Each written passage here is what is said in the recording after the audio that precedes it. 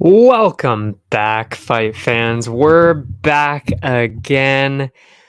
Back after a short break there, and it is UFC Austin. Actually, a pretty good card. I mean, obviously, I've looked through it top to bottom. Pretty solid. I mean, obviously, better than some of the all of the Apex cards we've had recently. I'm pretty excited. There's some pretty good ones on this card. I'm getting pretty stoked. I'm not gonna lie, especially after the week off. But of course, I did watch PFL last week. I don't know if anybody caught that. That was pretty exciting. So it wasn't a total loss last week. But regardless of that, we're here to talk about this week, of course. So nothing left but to get right into it. So we'll jump right on in, and if the order still stands in the same way, the night will begin with the Canadian Jamie Lynn Horth and Veronica Hardy. Even though she's 6-0 here, our Canadian Jamie Lynn Horth 6-0. I'm not gonna lie, it's still pretty hesitant to take a Canadian, especially, I don't want to say she's old, but 33, doesn't really have a whole bunch of combat experience. Yes, like I said, she is undefeated, 6-0, but only 9 fights overall ever, including amateur. That is her entire combat sports experience. You know, That's a bit concerning, especially when her win in the UFC. She does have the one win in the UFC, and that was Haley Cowan. I was impressed by Haley Cowan before and in that fight. I mean, but I don't know. I mean, Haley Cowan was just off the Contender Series.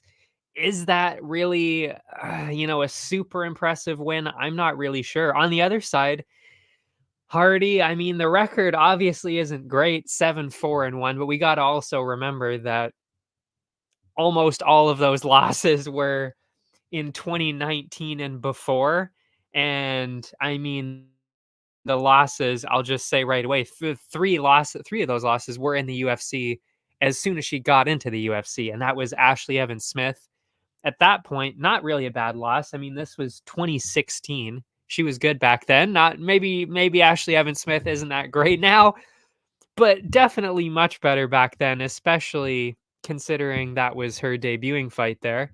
Andrea Lee, we know she's pretty solid. That was a decision loss. And Jillian Robertson, we also know is good, and she got submitted in the second round there. So, I mean, we already know Jillian Robertson pretty talented as well. And then, yeah, been doing fairly okay since then. First round or armbar within a minute against Polyana Viana. Love Polyana Viana. She's one of my faves. Lost to Bia Malecki there. Meh. The Jamar injury is a huge bummer for the 2023 finisher card. I'm not sure what you're talking about. Jamal Hill? Jamar? Who's Jamar? Who's Jamar?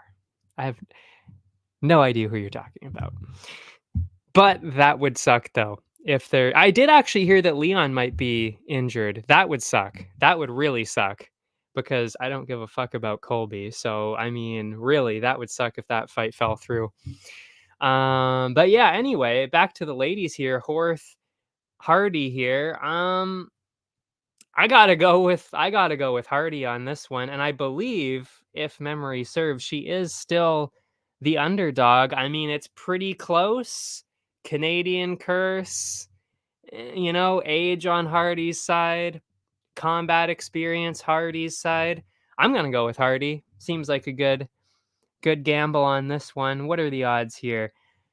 Plus 140 for Hardy. Jamie Lynn Horth minus 175. I gotta go with it. You gotta go with the underdog. You gotta go with Veronica Hardy on this one, and that's the first pick. I'll actually. Oh yeah, that's right. Of course, gotta balance that out. Well, not balance it out. I'm just gonna go straight up with Actually, yeah, no, I won't even I know I would normally balance it out with the over or the under. I mean, I don't think this is gonna be under. I'd be pretty surprised. So, I think, yeah, just the straight up underdog, Hardy, that's what we'll go with. Unless, I consider going Horth by decision to really balance out those odds, but honestly, less bets the better. We'll just go with, Veronica Hardy on this one. After that, it is Wellington Turman, Jared Gooden. Almost said Jared Gordon, not the same guy, of course. Very different. Uh, not gonna lie. We've got two of the least. I mean, I don't want to shit on anybody here. Two of the least consistent, least good, maybe, fighters that I've ever seen in the UFC. Wellington Turman, Jared Gooden. Wellington Turman has been in the UFC for quite a while. Lots of losses and some questionable performances in there.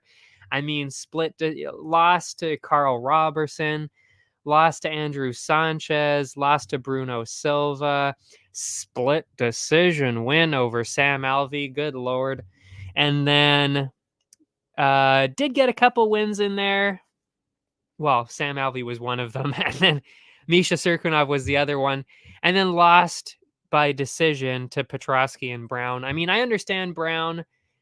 I understand even Petrosky in there. But yeah, I don't know. Not really the most impressive guy on the roster.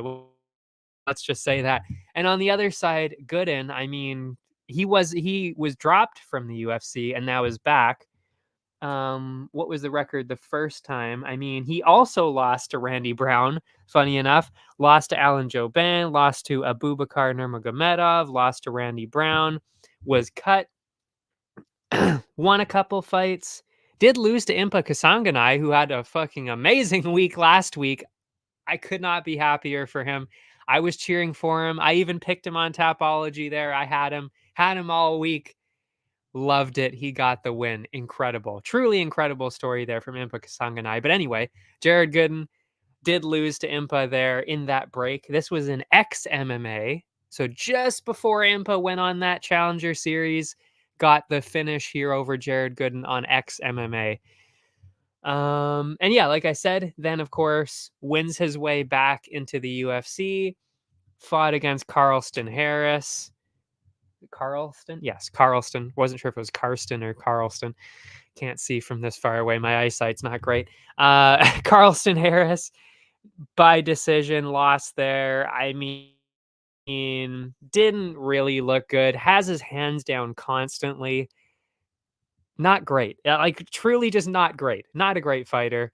And then Wellington Turman. What was I going to say? I got distracted there for a second. Oh yeah, Wellington Turman. Like I said, not great, but at least he has a pace. He keeps a pace. He's super tough. Like I would honestly be pretty shocked if Wellington Turman lost this. I mean, he would lose all hope in my mind if he somehow lost this fight, because Jared Gooden is truly just not UFC level. At least Wellington Turman, I still believe, is UFC level. He's just really scraping the bottom, just kind of clinging on to the UFC right there, Wellington Turman.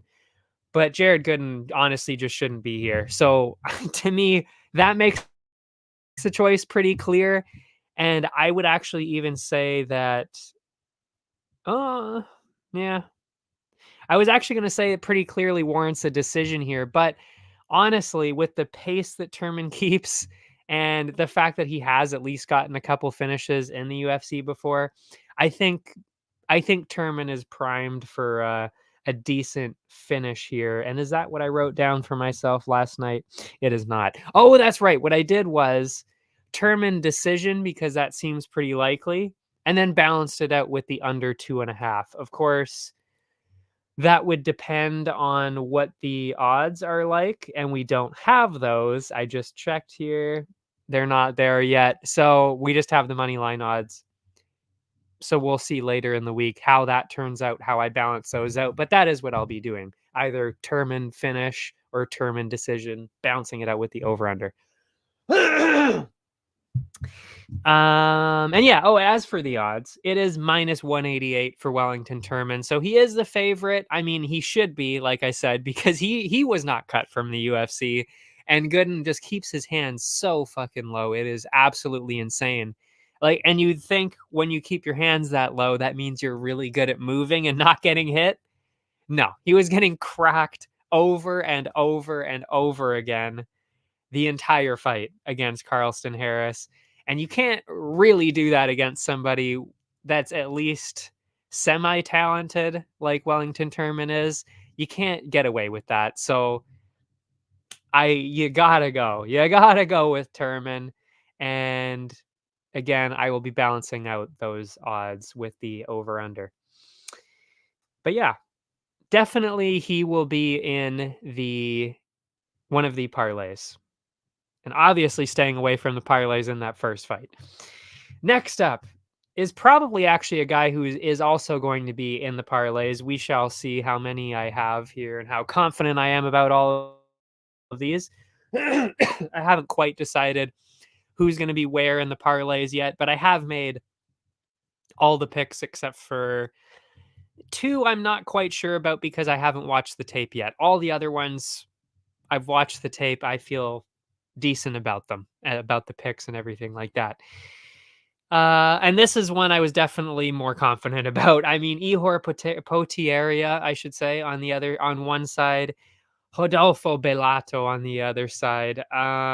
Potieria, not good. Truly just not very good at all. Got absolutely destroyed by Nikolai Negumarianu. Knocked out there. Nikolai is not very good either, so that was a red flag. Somehow knocked out, well, I mean, not somehow, I mean, knocked out Shogun Hua in his retirement fight. That was depressing. Yeah, that was just sad to watch, especially since exactly like I said, Potieria, not really the most talented guy on the roster. So to see Shogun Hua get knocked out like that in his retirement fight, that sucked because you knew what they were trying to do. They were giving him a semi-easy win to then retire on, and he botched that completely, getting knocked out in 4 minutes there. Then, of course, he was knocked out very quickly by Carlos Ulberg, as he should have. Then on the other side, Rodolfo Bellato, we saw him on the Contender Series. Was it twice? No. Yes, twice. Did get knocked out by Vitor Petrino. Only guy he's ever lost to. He has 2 losses in his career, both of them to Vitor Petrino. He's not fighting Vitor Petrino this time. He's fighting somebody much worse. So I've got to give him the benefit of the doubt on this one, especially considering his power and Potieria's lack of chin and lack of defense. I don't think this is going to be all that close. I mean, Bellato gets hit a bit too, and Potieria does have some power. Don't forget that. But I mean, Bellato seems to enjoy getting hit. Actually, he gets hit quite a bit, and it doesn't seem to matter.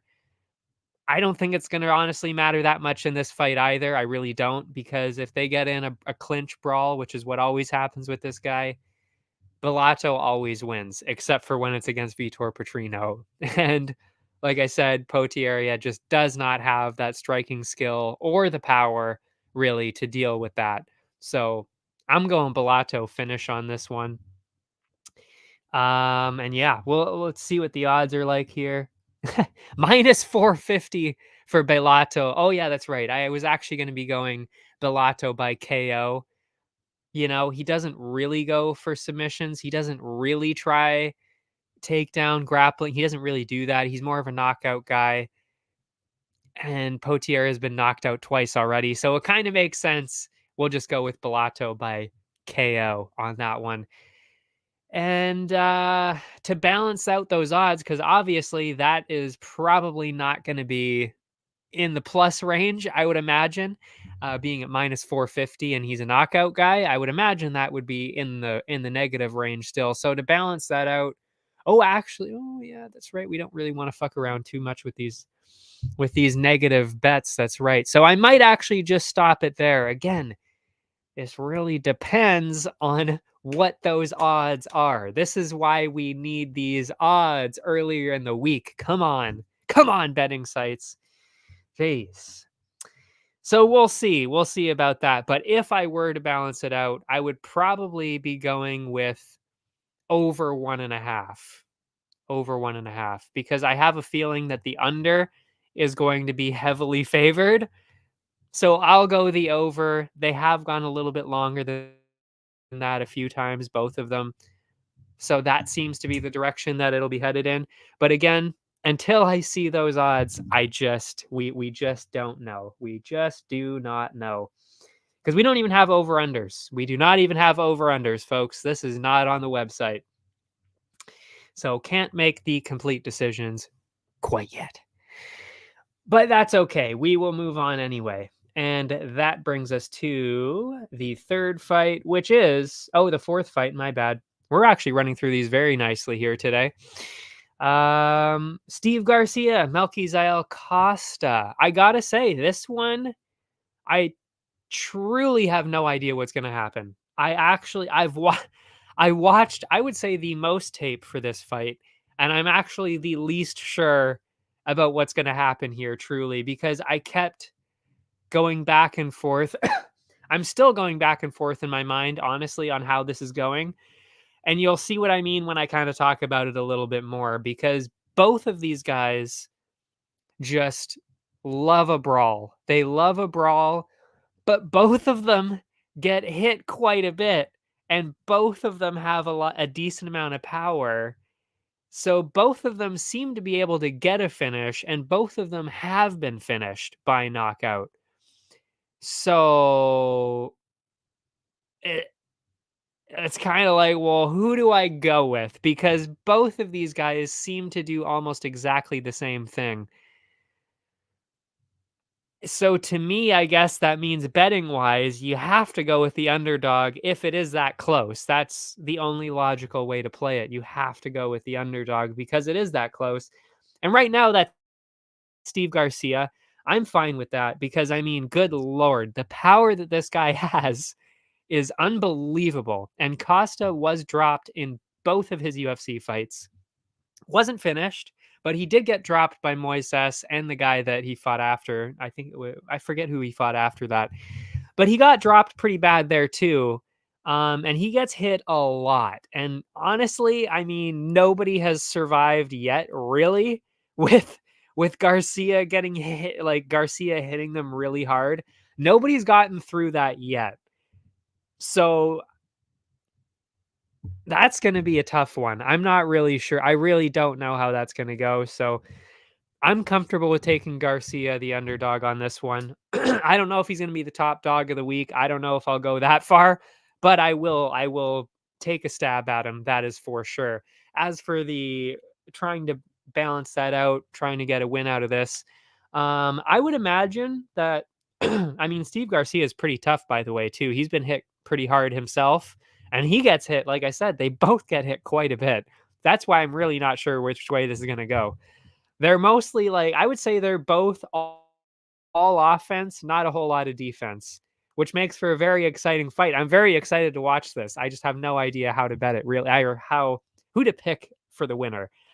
I feel like I know how to bet it, though. And like I said, you got to pick the underdog, and then to balance that out, because they're both so tough, I would imagine you would have to go over 1.5, maybe over 2.5 even, because they're so tough too. But they both have so many finishes that it's, see, this is what I mean about it being such a tough matchup here. I think really we're just gonna have to wait for those odds. I think for the over under, balancing it out, I think we're just gonna have to go wait for those odds on this one, and I'm assuming that's not here. The odds for the money line, though, are plus 162 for Steve Garcia, minus 225 for Costa. I understand what they're saying with Costa because he showed some technical ability. But like I said, he was hit a lot. He was getting hit quite a bit. and nobody's really gotten through getting hit by Steve Garcia like that. So it's it really is a lot tougher to choose than it looks. But yeah, you know what? I do think the over 2.5 is probably where I would go with it. But yeah. Anyway, moving on from there. Where, where are we here? Got to go back to Tapology. Where are we? Joe Selecki, Drakkar Close. Another fairly close one. I'm not gonna lie. I think a lot of people are pretty high on Joe Selecki here. I was pretty high on Joe Selecki at one point. I would say probably about a year ago. It was like, wow, okay, Joe Selecki, this guy's pretty good actually. But I don't know. Especially after what we saw with Carl Deaton, and then I watched some of the Alex De Silva one as well. I watched. Oh, actually, no, I couldn't watch. That's right, De Silva. The UFC Fight Pass kind of fucked me on that one. It said the video wasn't accessible, so I couldn't watch that one. So I watched part of the Jared Gordon one instead. And I mean, we've seen so much Jared Gordon lately that I figured I would learn more from that anyway, which I did. And I mean, honestly, split decision loss to Jared Gordon. I know this was 2 years ago at this point, but he hasn't really evolved that much since then. I mean, the striking never really gets shown that much. He just doesn't seem he definitely doesn't seem like much of a striker. I mean, he is fully a grappler for sure, but how is the striking? Haven't really seen it a bunch. Saw it a little bit in the Jared Gordon fight. Wasn't really impressed. I mean, that is why he ended up losing. He doesn't really have striking. He has amazing grappling, but he doesn't really do any damage with it. And that is where these split decisions come in, actually. And I'm sure it was the same thing with that De Silva fight, which was a majority decision. The Jared Gordon one was a split, and it makes sense because when you don't do damage, can you really win the round? As you know, like it's a lot harder to win a round when you're not doing any damage. Sure, he was getting a lot of control time, but he's not doing damage. That's concerning, especially when you go against Drakkar Close, who does get a lot of damage, but isn't necessarily the biggest name. He's also a little bit older now. He hasn't been super active. He's had, what is this here? 5 canceled fights in the last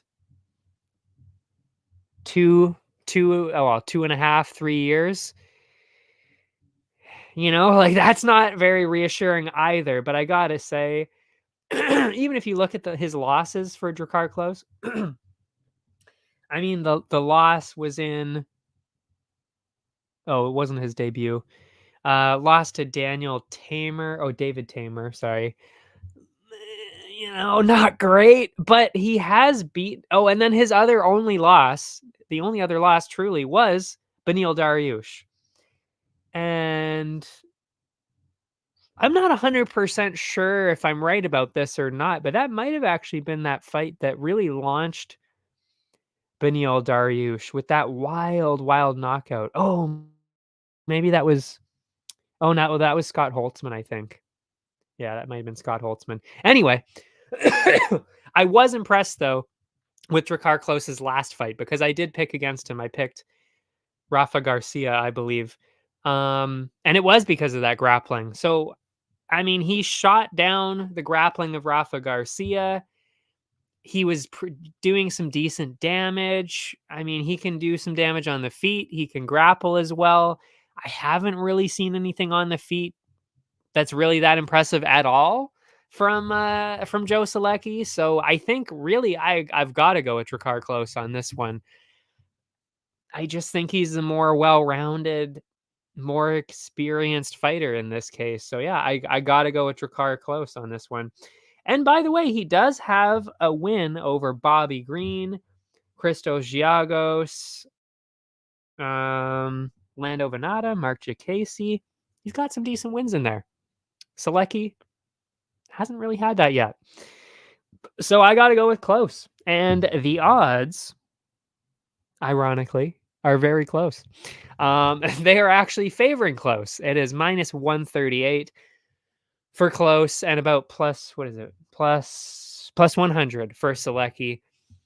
I think you got to go close by decision. I think that's really the only way to bet this. Bring it into that plus range, close decision. Neither one of them really gets finishes or gets finished. So, at least with this caliber of fighter anyway, because they have been finished by much better people and they have finished much worse people. But at this level, the level that they are at, really only decisions. So that's how I'm seeing it, decision, but might balance it out with the under 2.5. I could see myself doing that. So yeah, I like the way that one's turning out. I'm actually a little surprised that Close is the favorite, but I guess they're kind of seeing what I'm seeing. Maybe he's a little bit one-dimensional, Joe Selecki. We haven't really seen the striking.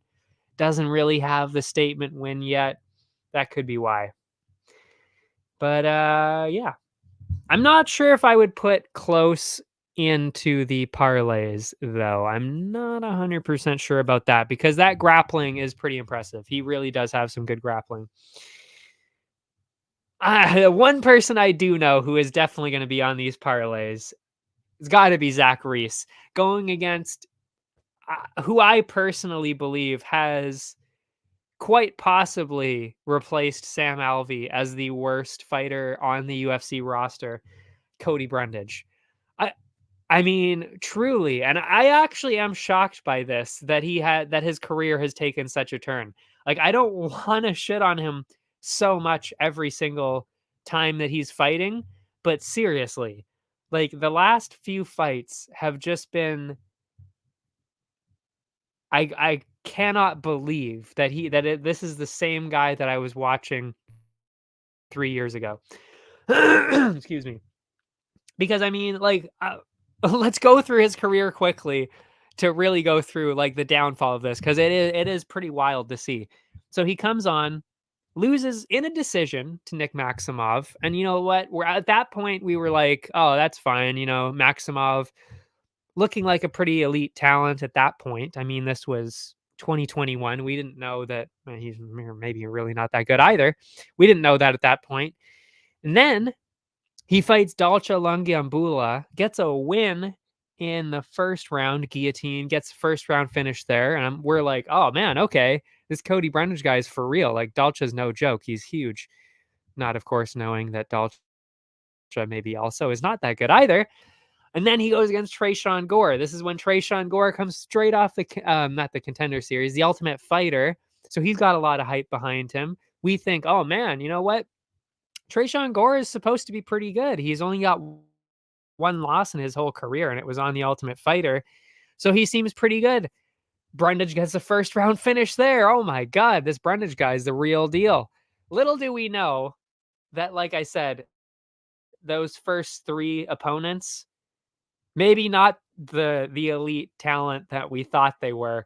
And then we really start to get exposed to that level of what Cody Brundage really is. And that would be Mikhail Oleksiejczuk knocking him out in the first round. I really don't think Oleksiejczuk is that good at all. So when that happened, I was like, oh man, okay. Maybe Brundage isn't as good as I thought. But I was like, okay, you know what? He's got the power there. Maybe it was just a kind of a fluke with Oleksiejczuk beating the shit out of him like that. Then he fights Rodolfo Vieira, and it's like, okay, like he could maybe win this one, I think. And then gets finished there. And then the nail in the coffin for sure for me, and I think for everybody, was obviously that Cedriquez Dumas fight, because Dumas seriously is not good. He is not good. He's really not that good at all. Like, I'm truly not even remotely impressed by anything Cedriquez Dumas has done. And he literally just sat on top of Brundage for 3 straight rounds, didn't do any damage really at all, and just rode out the win like that. And when I saw Cody Brundage on the wrong side of that, that just went out the window, and he truly became, in my mind, the worst in the UFC. And that was even more obvious and infuriating. I could not fucking believe what happened in the next fight. It was Jacob Malkoun. Malkoun was absolutely just destroying him. I mean, ground and pound all over the place. It was more, I guess, like, I don't even know what you would call it, because he was kind of just kneeling on the ground, getting punched in the face against the cage. Not really ground and pound, but anyway, getting punched up along the fence. And then Malkoun, I don't even know. I don't even know. Malkoun decides it's a good idea to then start hitting the back of the head of Brundage. Brundage plays it up, gets the stoppage, and then wins by disqualification by elbows to the back of the head. Like, wow. So Brundage gets a win for getting elbowed in the back of the head. Congrats. Like, wow. Okay. Like, I honestly don't even know why they kept him from there. I really don't, because it's like, seriously, they should have just cut him at that point, because he got a win. I mean, 3 losses, just awful losses in a row, and then he gets a win based on getting elbowed in the back of the head. Please cut this guy. And then now he's fighting Zach Reese, who's undefeated, 6-0. I mean, we haven't really seen a whole lot of Zach Reese, so I don't know how good this guy is actually going to be, but I don't know how he loses this fight. Truly. Like, at this point, I don't know what you would have to do. Actually, I do know what you would have to do to lose a fight to Brundage, because that's literally what just happened.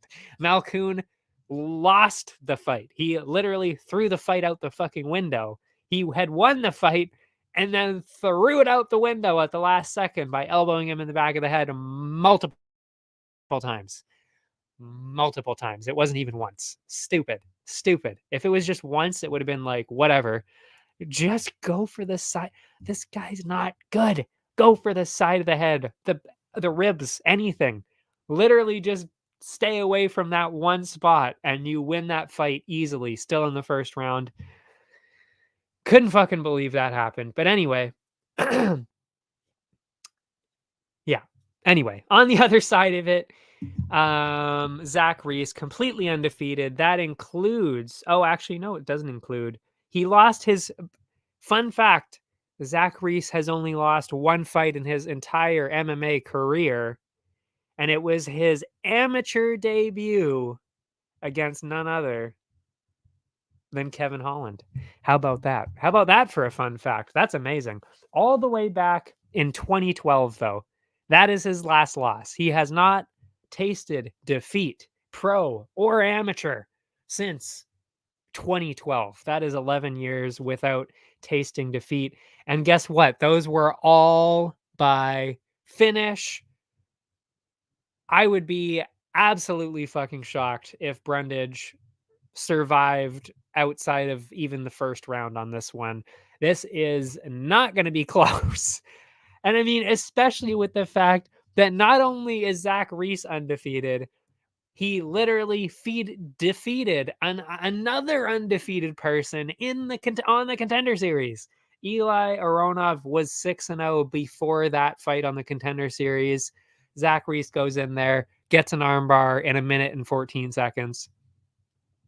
I mean, come on. Like, you gotta go.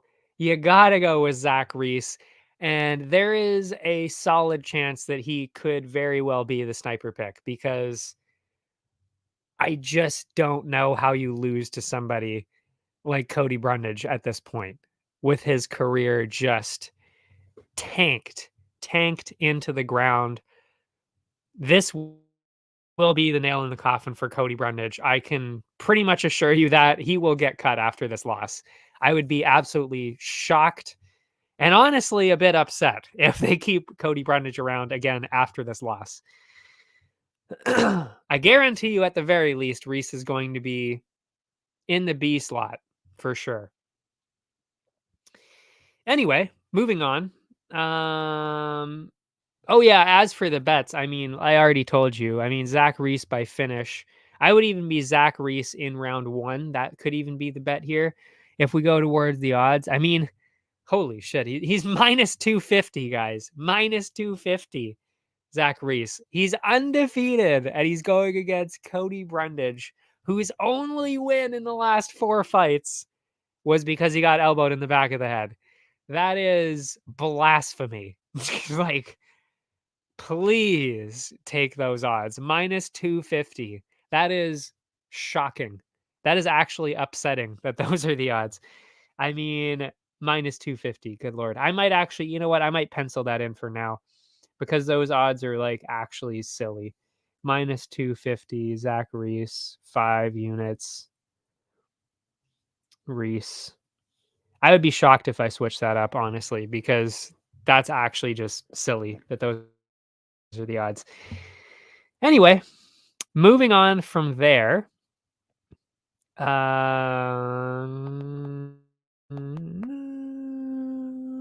ladies.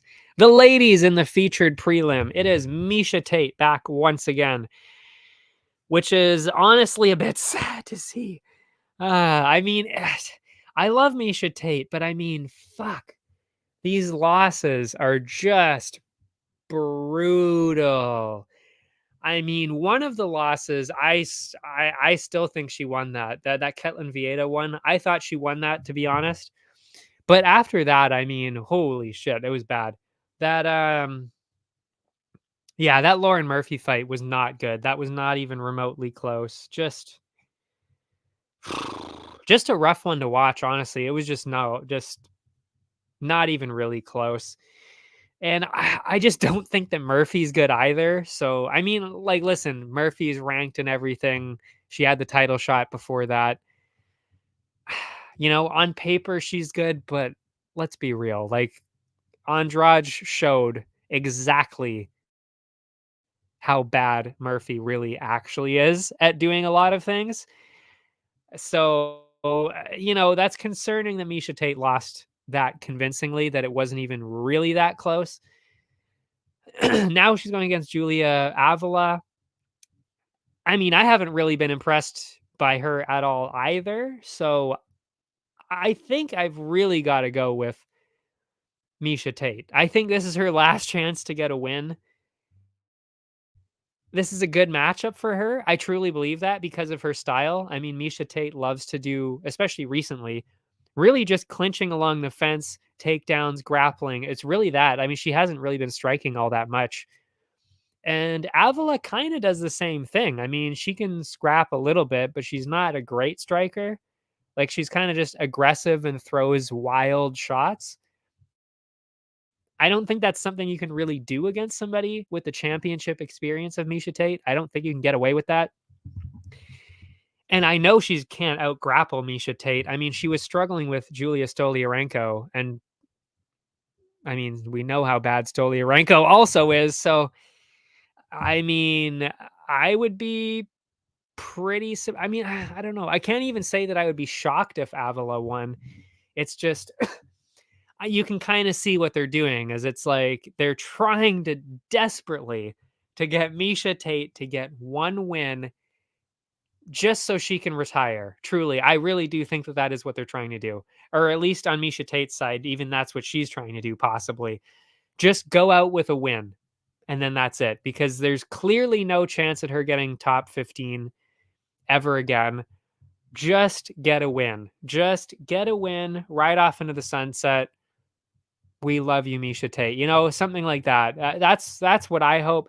Or, you know, maybe one fight after this, she gets this win, and maybe one more fight that's for the fans. You know, something that we wanted to see for a while. You know, maybe I don't know about a Holly Holm. I don't think that's really fair, but you know, one of the veterans, maybe, because Tate's been around for so long. That would be kind of nice to see. Maybe that's what she'll go out with. But, you know, get the win here, go out. I'm fine with that too. I just want to see her win.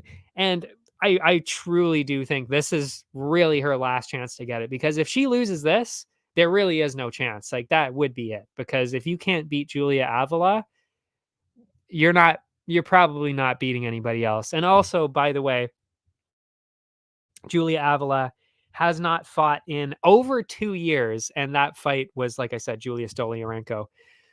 So I've got to go with Miesha Tate on this. Also, the cardio favors Tate quite a bit. I mean, I know it's a 3-round fight, but still, the pace, and everything too. So pace, experience, style, they seem to point towards Tate.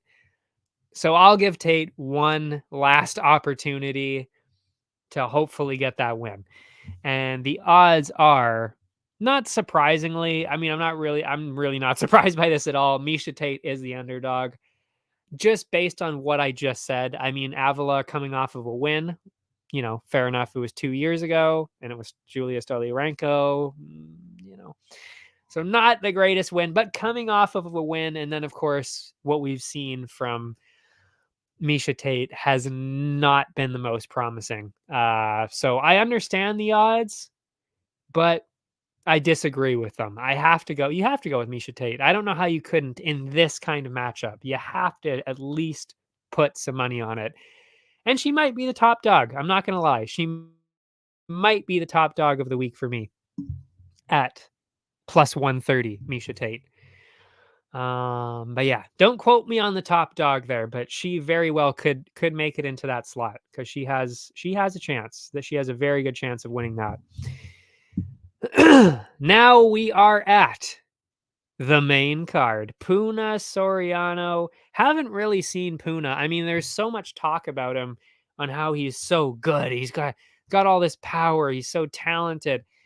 To be honest, I haven't personally seen that side of him yet. I don't think he's anywhere close to being top 20, top 15. But I mean, I keep hearing people talk about this dude like he's a future champ. Like, fighters really love this guy, love how good this guy is, and talk super highly of him. I personally haven't seen it yet, but I'll take their word for it. But either way, I mean, I honestly don't even think it really matters, because Dustin Stoltzfus, much like Cody Brundage, is not very good.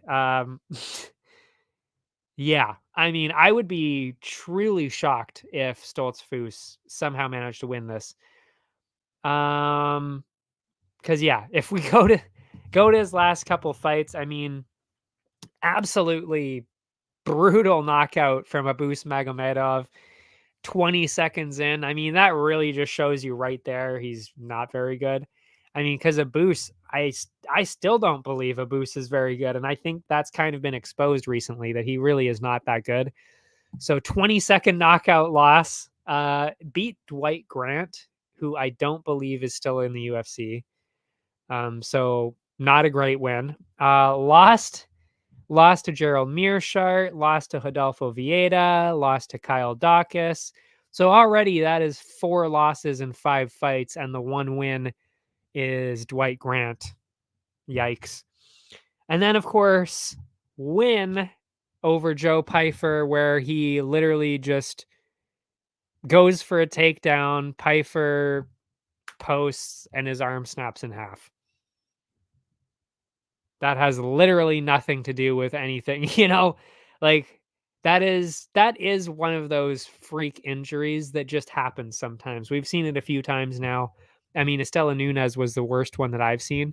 And that was also, I would say, I don't know if that's the most recent one I've seen where that happened, but it happens. It does happen, but it is so rare. Oh yeah, Jack Jenkins, that happened to as well. But yeah, I mean, and that is literally the only reason why he won that fight, because Pyfer was going to absolutely annihilate him, which we now know, guaranteed for sure, that is exactly what would have happened. So, I mean, really not very good. And on the other side is, like I said, Puna Soriano, who is very highly talked about. Like, fighters talk very highly of this guy. Doesn't have the best UFC record, but I mean, I'm not going to lie. Like, when I actually look at it on paper now, it doesn't seem as bad as I once thought it was. So he probably is at least somewhat on that level that they seem to think he's on. Decision loss to Brendan Allen. I mean, we know now for sure how good Brendan Allen really is. So that does seem a lot more impressive now. Split decision loss to Nick Maximov. And I'm not going to lie, I was fully riding with Nick Maximov on this one, but I actually, at least off the top of my head, I can't remember, but I actually kind of thought that Puna won that fight, even though I bet on Maximov. I kind of thought that Puna won that fight. Again, I think I off the top of my head, I think that's how it was working out. I mean, again, I've seen thousands of fights. I'm trying to remember things from 2 years ago. This is literally last year. This is 2022. So could be wrong, but anyway, won against Dalcha Lungiambula. Okay. And then lost to Roman Kopilov. But again, we also do know how good Roman Kopilov is. So how much stock do you take into that loss? I'm not really sure. Oh, and then actually, yeah, he does have the Dushko Todorovic knockout as well. Also, Pijueta knockout, Jamie Pickett decision win 2019. But yeah, I mean, the dude is definitely legit. So this was actually my other choice for sniper pick. I'm still on the fence about it of who I truly want to go with. The odds, I believe, for Puna are minus 275. That's what it was last night anyway. Let me see. Minus 300. So it's already going in that direction.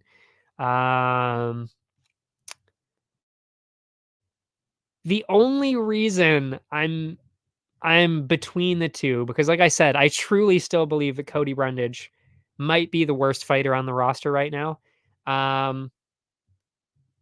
But it's so, I mean, Stoltzfus honestly is a close. It's just I would say they're both top 5 worst fighters in the UFC. Both of those guys, truly, Cody Brundage and Dustin Stoltzfus, worst, definitely in the top 5 worst in the UFC. So I can't see either one of them winning really, but I mean, who's more likely to win? I mean, like, I think Cody Brundage is worse. It's just Zach Reese hasn't been in the UFC yet, and that armbar was kind of out of nowhere. So I mean, that really did catch Aronov completely off guard. So I mean, if they did a rematch, I don't even know if Reese would win that fight again. It's tough to say. So I mean, we don't really know how good Zach Reese actually is. So that's kind of the only reason why I'm a little hesitant to pick him for the sniper pick, which is why I was saying the lowest I would put him is B, because I can't see him losing, but I also don't know how good he is. Whereas at least Puna, I know he's at least decent. I know he's at least good. And Stoltzfus, I just don't think is. I just think he's bad. So that does kind of have me leaning towards the Puna angle. Have I just decided? I think I might have just convinced myself. Yeah. I think because the sniper pick has to be the most rock solid pick on the whole card, I think you have to maybe go with Puna on this one. But of course, that was one of, actually, funny enough, that was one of the fights that I did not, oh, my neck. That is one of the fights that I did not watch the tape for. So I could actually, maybe Stoltzfus does have a better chance than I think, but we'll see. I need to fix my neck here. Oh, man.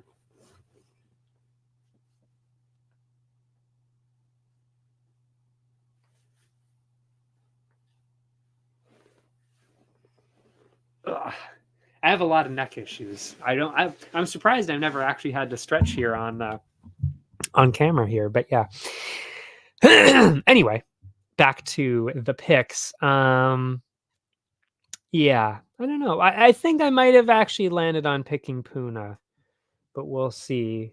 I'll pencil that in at minus 300 for 6 units, of course. So I'll pencil that in, Puna. We'll see. We'll see. So after I watch the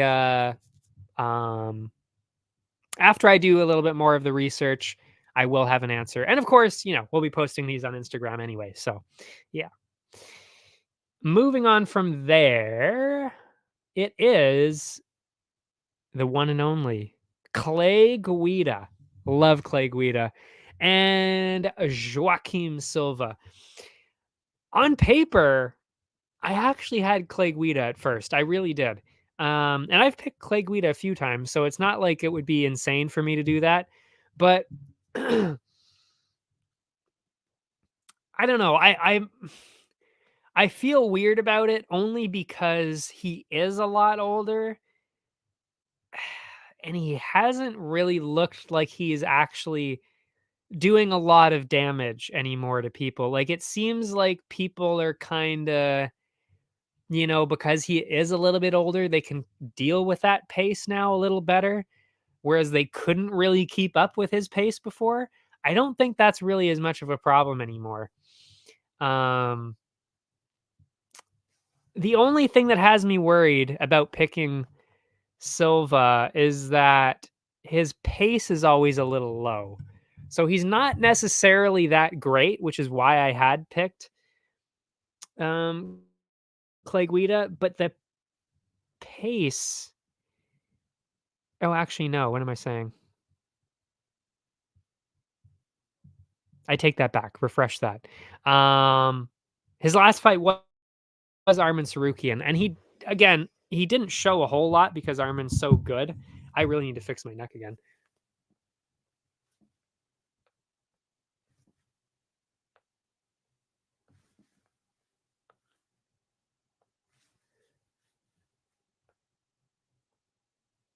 I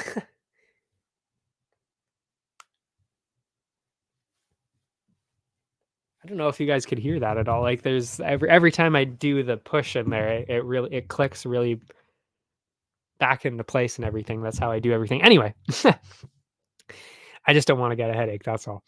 I don't want to fuck up my neck anymore. But yeah. Where was I? Yeah. So Joaquim Silva did lose to Arman Sarukian, of course, and he was very clearly dominated in that fight, but he did land some pretty heavy punches in there. So, I mean, if you can hang with Arman Sarukian for 3 rounds and knock him down, like he actually might have won one. Well, I don't know if he won one of the rounds, but he definitely did hurt him pretty bad at one point. So, if you can hang in there with Sarukian, I think you should be able to pretty easily convincingly beat Clay Guida. Is it going to be a finish? I don't know about that, but a convincing decision win? Yeah. Yeah, I could see that. I could see that. Yeah, so that's kind of where I'm sitting at right now with that one, but I have been back and forth on that. Like I said, I was considering picking Clay Guida. Cuz again, it comes down to the judge. If it's a 3, if we get to the decision, it all goes down to those judges. So if Clay Guida is being active and throwing out offense throughout the entire 3 rounds, he might just get it based on activity. You never know. You never know with those. But I think I have settled on Joaquim Silva minus 334 because I'm still considering putting, the unit on Clay Guida and then balancing that out with like probably like a Silva finish, maybe Silva decision. I don't know. Like I got to balance that out somehow, obviously. But yeah, I'm still not really sure. I think that one's man. I was gonna say I think that one's still up in the air, but I did watch the research on that one and it was close. Um I don't know. What have we Oh, they do have odds for this one. Okay, here we go. That's better. Oh, interesting. Okay. They're favoring the under right now. Interesting, interesting, interesting. So I will to actually take the over, which is at plus 100. Where are we here? Over 2.5. I'll type that in because I don't think it's going to get any better than that. Plus 100. And then balance that out with, I guess, Silva finish, right? I guess you would have to. You'd have to go Silva finish on this one to balance that out. I think I've landed on that. What is, oh yeah, what is that by him by finish? Minus 105. Oh fuck. I'm not gonna lie, that's rough. So what about Silva by decision is plus 220. Hmm. I guess I could pick KO or sub. Let's see. What do they've got? What do they got here? He's got a lot of knockouts. Grappling tourneys. Okay. Okay. So Silva's pretty well rounded. Does have the grappling tourneys. Does have knockouts as well, though. But of course, Clay Guida, very much a grappler as well, has lost by submission in the UFC before. Has he been knocked out? He has. But he has been submitted a lot more than he's been submitted way more times than he's been knocked out. And he is very tough.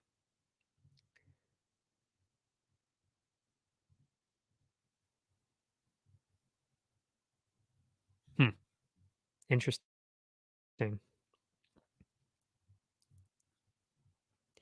I might have to go with Silva by sub just to bring those odds down a little bit. We'll see. I think that's where I've landed on though. That was a tougher one though. That was a tougher one. And I think they all get easier from here from what I remember. No, they don't. Well, actually, I mean the bets get a lot easier to pick, I would say.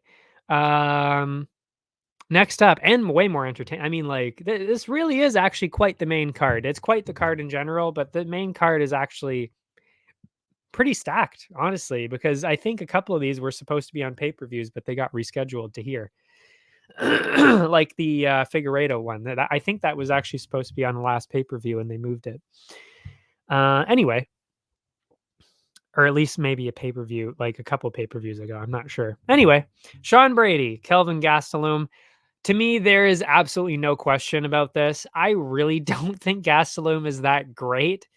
I mean, he kind of should have lost to Chris Curtis. I mean, the head clash was ridiculous, and that was pretty much what lost Curtis the fight. So I'm not really impressed at all, especially with this style of fight. I mean, I don't think this is a great matchup for Gastelum either. And Sean Brady, I mean, really up until that last fight, the guy looked like he was going to be, if not a champion, like easily top 5. Like he's definitely a big deal for sure. And then just matched up with Bilal, and that was it. I mean, Bilal is Bilal. He is very good. You know, we might not like him sometimes, but Bilal is very talented. And that's his only loss. That's his only loss. And I think there were some other circumstances surrounding that fight that they were talking about that led him to not be quite so healthy in that fight. I'm not sure. Don't want to take anything away from Bilal there, but you know, there is that as well. Either way, though, I mean, Brady is the real deal. I mean, he's still very young, still extremely talented. Yeah, he's 31. The grappling skill, the submission skill, everything about it. I mean, he's extremely, extremely good at the grappling. And Gastelum, he's kind of had a problem with that, really. I mean, yeah, he's kind of struggled with that kind of style.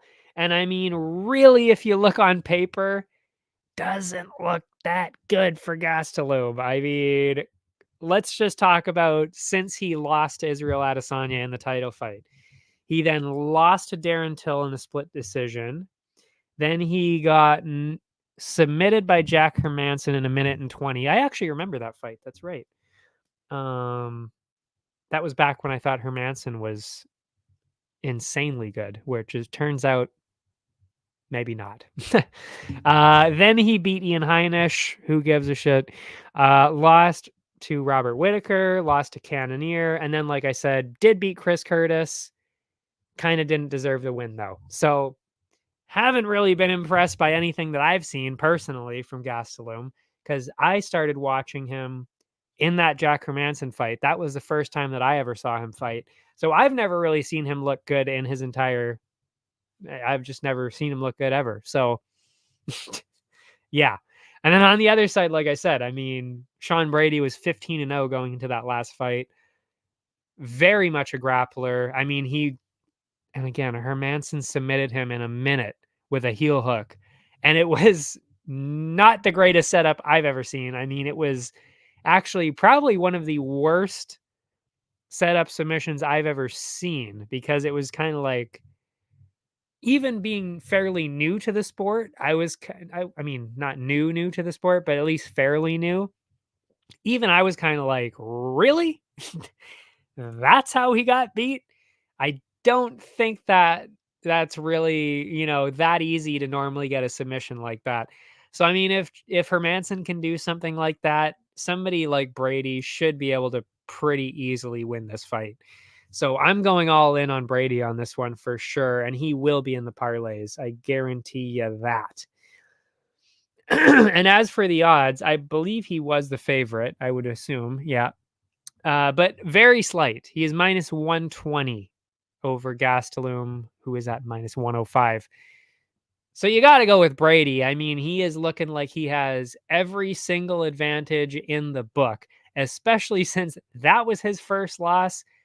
He's going to be pretty upset going into this one. He obviously wants to get this win very bad, and he needs the win, really. I mean, Gastelum needs the win too, but let's be real. You're going Gastelum. Okay. Enjoy your 0 on Tapology on that one. Take your L and and cry yourself to sleep on Saturday, because he is not winning that fight. I would be surprised personally. But anyway, nice to see you again, though, R&R. Nice of you to show up after an hour. I'm just fucking around.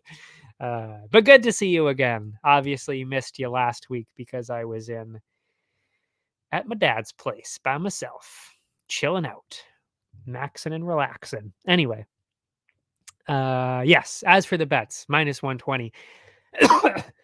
And as for the actual specific bet itself, I think you kind of got to go Brady decision, because neither one of them is in that finishing kind of territory. So, actually, I did just say that he's probably going to get a submission win, though. So I was going to say, yeah, Brady decision and then balance it out with the under. What is that actually at? Because if there was odds for Clay Guida, there must be odds for Sean Brady and Gastelum. Oh, yeah, there is. Okay.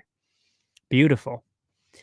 They're favoring the over. So, yeah, under is at plus 100. Why not? Why not go for that? I might even go under 1.5 plus 165. That does sound a lot better. Yeah. Yeah, I think so. Because I've said this before. I mean, it's very rare to have a finish after, like, in between the over 1.5 and the decision. It is pretty rare for a finish to happen in there.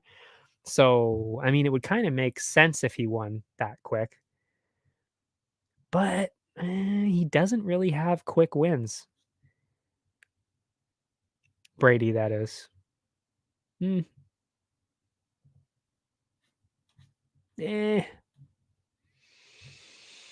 Yeah, I think Brady decision is where I'm going to go with that, and then balance that out with the under 2.5, I would say. Yeah, I think that's where I'll go with it, because he actually has... Funny, I just said that, because he has actually a couple of third round finishes and a late second round finish as well. So we'll just stick with the under 2.5 on that one. But yeah, Brady decision, under 2.5. That's what we'll go with. Moving on from there, it is Font and Figgy. I'm actually very curious to hear what you have to say about this because I really did go back and forth on this one as well. And I just don't really know how, because we don't really know how Figueiredo is going to do at 135 because he hasn't fought there. So I don't really know how that's going to go. And yeah, I just think Brady's wins haven't aged that well. That is genuinely a very good point. I truly, I agree with you on that.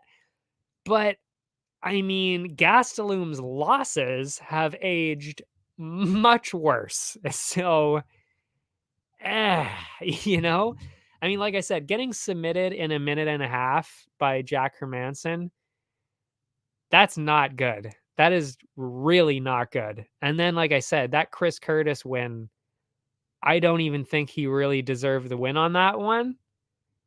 So I don't know. That's questionable. But I mean, the odds reflect exactly how I feel. It is very close. And I just think Brady has just a slight bit of an edge. And you got to remember, too, I think Brady is a little bit younger. Anyway, but yeah, that's a close one. But this one, yeah, Font and Figueiredo, that's tough. The only thing that has convinced me in any kind of direction, and it's the reason why I'm picking the way I'm picking, I just can't get over what I saw from Font in that last fight against Sandhagen. Oh, interesting. Okay, I'll throw that up here. I have to go with Font. He's got the reach and the height. I have doubted him in the past, but he has won me over, and I think Figgy used to. Well, that's a good round about the five rounders, but yeah, I didn't even think about that part of it, to be honest. Oh, there's my neck problem again. um, I see what you're saying for sure. But there's so many unknowns with this specific, the specific timing of this one fight, because it's like there's so many questions on both sides. First of all, did Font learn how to grapple? Because if he can't grapple, I'm not even joking. He's fucked. Like, he's actually fucked within the first 3-4 minutes, because Figueiredo is one of the best submission artists, period. He is insanely good on the ground. So if he hasn't learned how to grapple, he's just outright fucked right away. So there's that question. But the other question exactly to do with that would be then, Figueiredo is a machine at 125. How does he look going up to 135? Is he going to fill out well? Is he going to stack up to Font size? Font isn't necessarily a huge bantamweight either. So I don't think the size is going to be too different. I would say they're probably going to be pretty similar. Is Figueiredo going to have a lot more energy? Is he going to look a lot better? Because he's always struggled really bad with that weight cut. Like, that's been a horrible weight cut for him forever. Like, there's a reason he had to, I think he didn't he get sick and miss weight? I don't know. Like, he missed weight a couple of times too, and he had to cancel fights too, I think, because of the weight cut. And he regularly had to wait 4 or 5 months for his fights at 125 because he had to cut down so far. So I don't know. I mean, it really could go either way. But as I saw somebody else see too, usually when you're that old, it's kind of hard to tell how they're going to react when they're 135, 125 pounds. Because usually older guys at that weight class do not do well. They do not do well anymore. That being said, Font is the exact same age. So I guess that isn't a huge factor, but how do both of them deal with that age? We have no idea. And that is also a factor. You are correct. I was just going to say that as well. He has not fought somebody named Moreno since 2020. That is exactly true.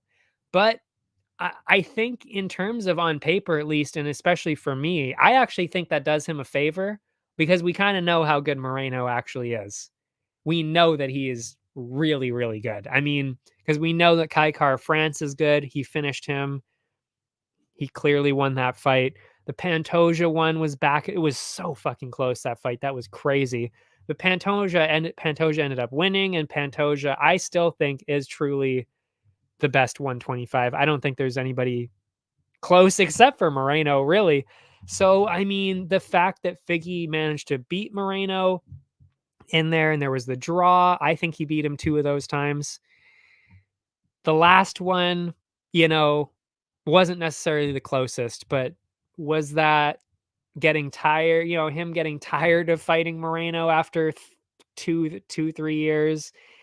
I have no idea. Like, we don't really know. I mean, nobody knows what it's like really to be in a quadrilogy like that. The mental part of that, especially when you've only fought that one person. Who knows? Who knows how he would react? And that's another factor, like you just said. Is he now more motivated? Is he now more motivated because it's a different opponent? He wants to show people, like, listen, I was good against Moreno. I had the belt. I took it off of him.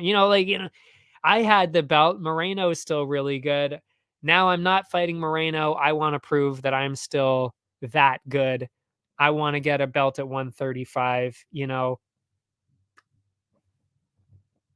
There's motivation there. There's definitely motivation there, especially since he probably is chasing the 135 belt.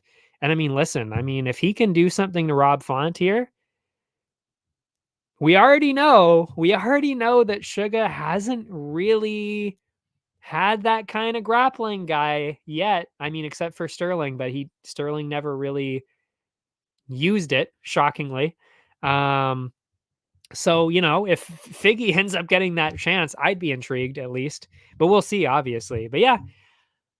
But yeah, and exactly, does Figgy have that motivation? I do think that the motivation is that belt at 135. So I think for this fight specifically, I think he is very motivated because I think people are talking about him so negatively. Can he handle being at 135? Is he actually going to get a win up here? Everything like that. I think he is kind of that guy where he's just like, fuck everybody. I'm going to win no matter what you say. I don't give a fuck because I'm the best. That seems to be the attitude that he gives off all the time. So I don't know. I've got to give him the benefit of the doubt. I really do. And especially, like I said, that grappling, truly, that that Font grappling, was that even that was just bad. Like, it just wasn't even. To get held down for 5 rounds straight, come on. Come on now. Like, really? I don't know. Especially when you're fighting Figgy again, because Sandhagen, not a grappler at all. So now that he's going against a real grappler, I can only imagine that that's going to get worse. So yeah, anyway, that's my take on that one. I even actually wrote down, there's a very good chance that he could get a submission here, Figueiredo, because Font has been submitted before. Remember that. Font has been submitted. Figgy is like the flyweight king of submissions. So, like, it's there. He can very well get a submission for sure. Look what he did to Benavidez. Jesus. I'm not even joking when I say that was one of the scariest submission wins I've ever seen in my life. Like, when I saw that, I had my jaw on the floor and I was like, bruh, ref, stop that fucking fight. I think this guy's like almost dead. Like, this guy is fucked. Benavidez is fucked. Get him out of here. Yeah, Figgy early sub or Font early KO. I honestly would not be surprised by that. Actually, I would be a little more surprised by the KO because we've seen Figueiredo get hit and he can usually take it. I see what, it's a new weight class. I could see that. Yeah, you're right though. It really comes down to that. And that's what I'm saying by there's so many things up in the air that it's really could go in any direction here. But yeah, Figueiredo plus 110 right now. So Font, slight favorite. We'll go with the underdog. Figueiredo plus 110. Yeah. Actually, I'm curious what all the over-unders are in this one, actually. They're favoring the over. Very interesting. I'm with you on this one. I'll take the under 2.5 for plus 105. I like it. I like it. I'll take the under for that for sure. Especially since both of these guys have gotten a lot of finishes. I mean, it seems like kind of a no-brainer to at least go for the go for the finish. And I mean, we don't even know how Figueiredo is going to do at 135. Like, why would you not pick the under 2.5? Then we've got a very interesting one. At least I think it's next. Yeah, bit of a weird one. Last minute one.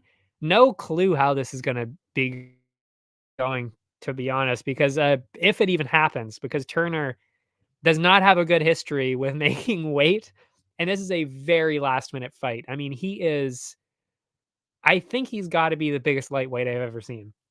I can't think of anybody anywhere close to as big. I truly don't know how he makes the weight, because Islam looks big. Like, Islam is a very big lightweight, but Turner looks way bigger than that. I mean, he is huge. Charles Oliveira actually might be the biggest lightweight, because he's also like 185 pounds or more out of camp, maybe even 190 something. And I think Turner is about the same. So I think it's going to be a rough one. I don't know if Turner's even going to make the weight and the fight's even going to happen. If it does, I kind of think you have to go with Bobby Green. I really do, because I mean, what he did with Dawson, I'm not usually shocked by what I see anymore. I was truly shocked. I could not believe that I just saw that happen. And I watched it yesterday, and I'm still like, I still can't believe he did that to Dawson. I really can't. Have to take the underdog. Yes, exactly. Exactly. Yeah. Always take the underdog when it's close. I've been saying that the whole fucking time. Yes. That is rule number one, I would say. I thought he was scheduled to fight in February or something, so he must have been somewhat in shape / cutting. Are you talking about Figgy for that one? For the fight in February? Or are you talking about Jalen Turner? Because if you're talking about Figgy, yes, he was scheduled. But he was scheduled to fight at 125 though, which was interesting. Oh, Turner. Oh, interesting. Okay, did he? Let me see that. Correct. Yeah, Dan Hooker. Yeah. Oh, but he fought anyway. Yeah, he was scheduled to fight Dan Hooker. Dan Hooker pulled out, and he fought anyway on that card. That was where he fought Gamrot. So he still fought that card. And then he actually did fight Dan Hooker. Split decision loss, of course. Yeah. But to me, and I mean, like, I love Hooker, and I think he's really good. I actually do think he's a lot better than people give him credit for, because I think people have been kind of shitting on him a little bit just because of the performances lately, but still. There was a leaked board in the UFC War Room, I believe. Oh, maybe. Oh, yeah. You mean for next February. Oh, I see. Oh, yeah. Okay, I see what you mean now. The way I read that, I thought you meant he was scheduled to fight last February, and then which was actually March 4th. I thought that's what you meant. Okay. Yeah, that would make a little more sense for sure, because I mean, I don't think they would ever ask him if it was completely out of nowhere. But I mean, that being said, that's I mean, they were giving him months. They were giving him months to cut down to that weight. Like, I just don't know. I don't know if he can even make the weight. I mean, they might even just say catch weight. Bobby Green would do it. He doesn't give a fuck. He would fight him anyway. So maybe.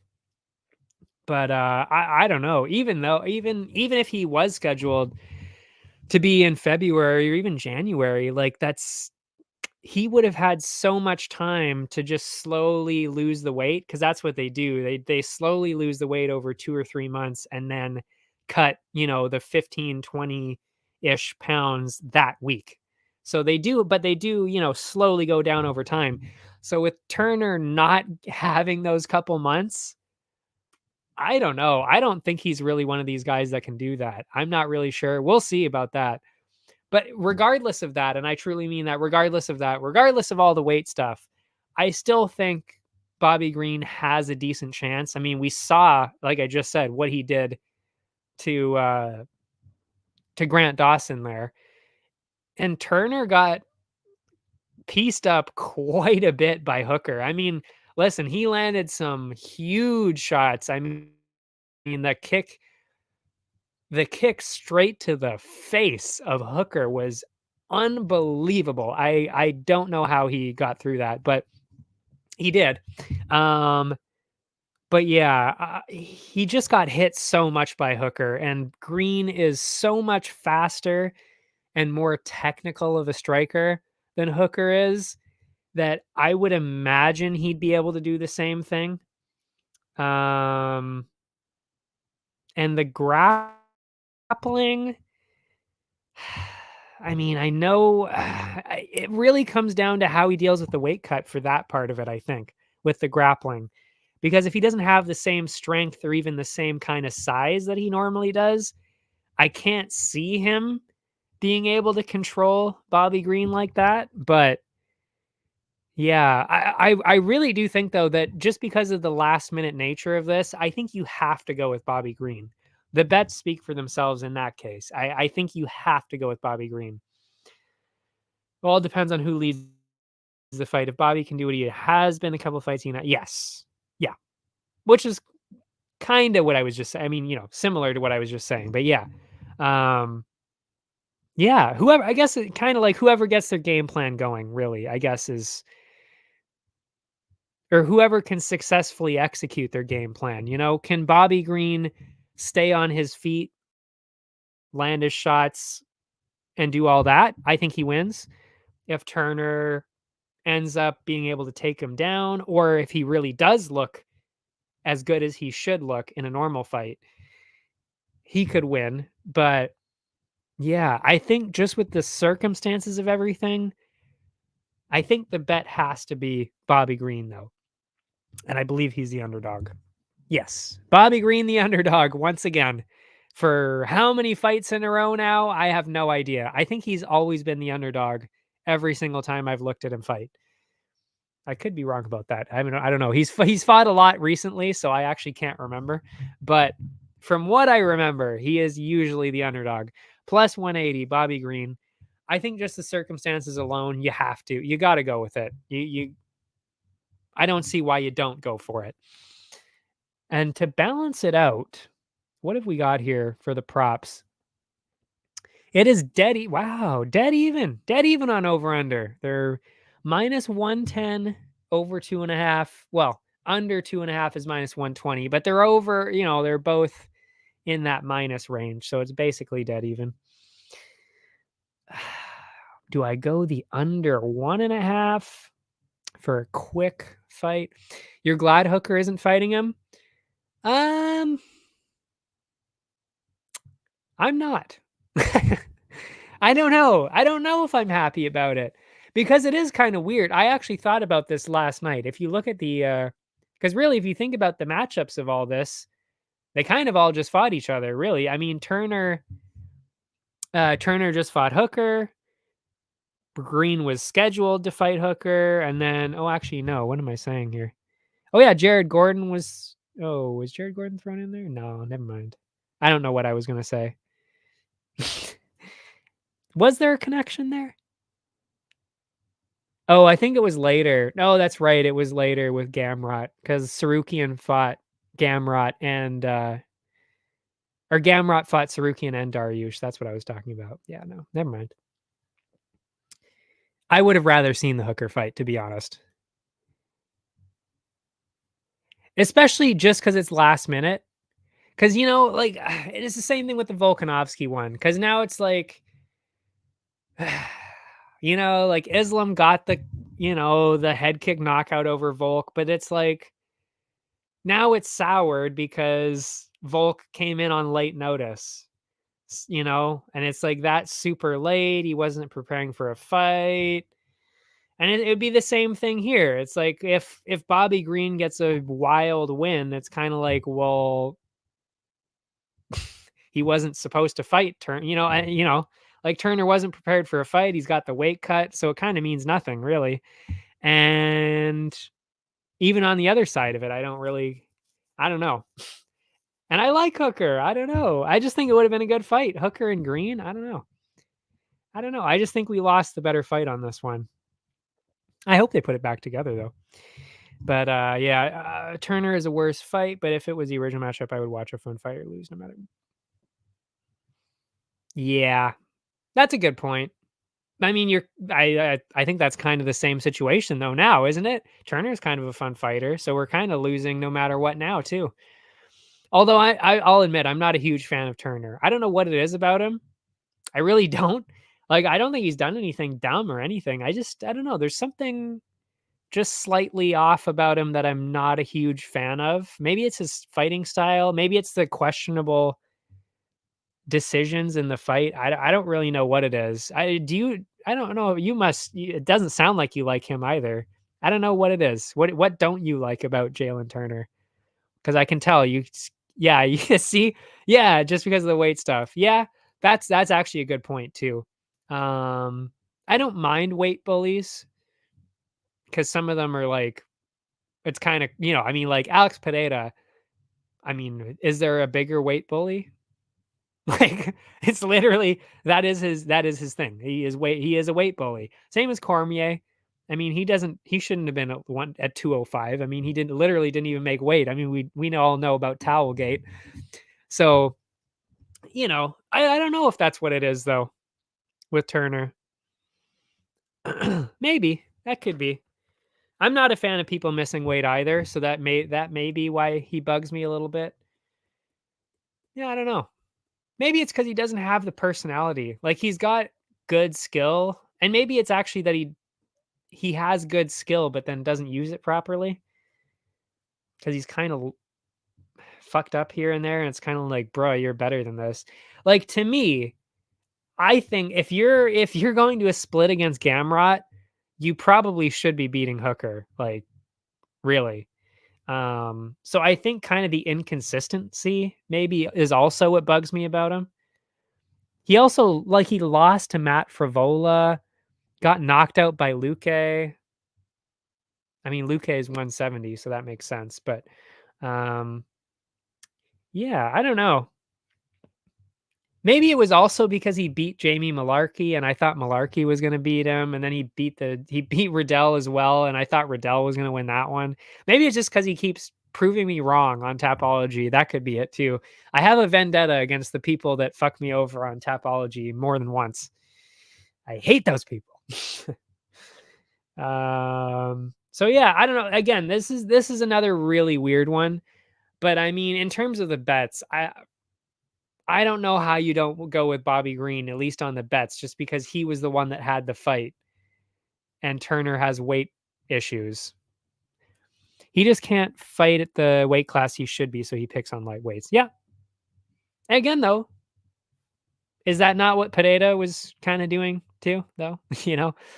Well, of course, I guess Pereira, he's a 205 champ too, so that's not really fair in that case. But, it is a similar weight bullying thing. And I mean, Cormier is a bad example of that too, because it's like, again, he's a weight bully too, for sure.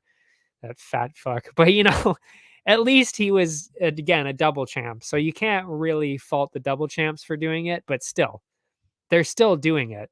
And I mean, good Lord, Aljamain Sterling, holy shit, is he doing that? That, I would actually say, Aljamain Sterling is the perfect example of exactly what you're talking about, because I don't think he would be that good at 145. I think he would get knocked out a lot at 145. I think people are a lot better at grappling at 145, and I think they can handle the size of him at 145. So I actually don't think Sterling is going to do necessarily that well over there. Yeah. So I think that's the perfect example there. He's picking on the bantamweights. Personally, I think that's a great example of that. If Turner beats some people in his weight class, maybe I'll change my mind. You mean like 170 if he goes up to 170? I don't think he would do well at 170.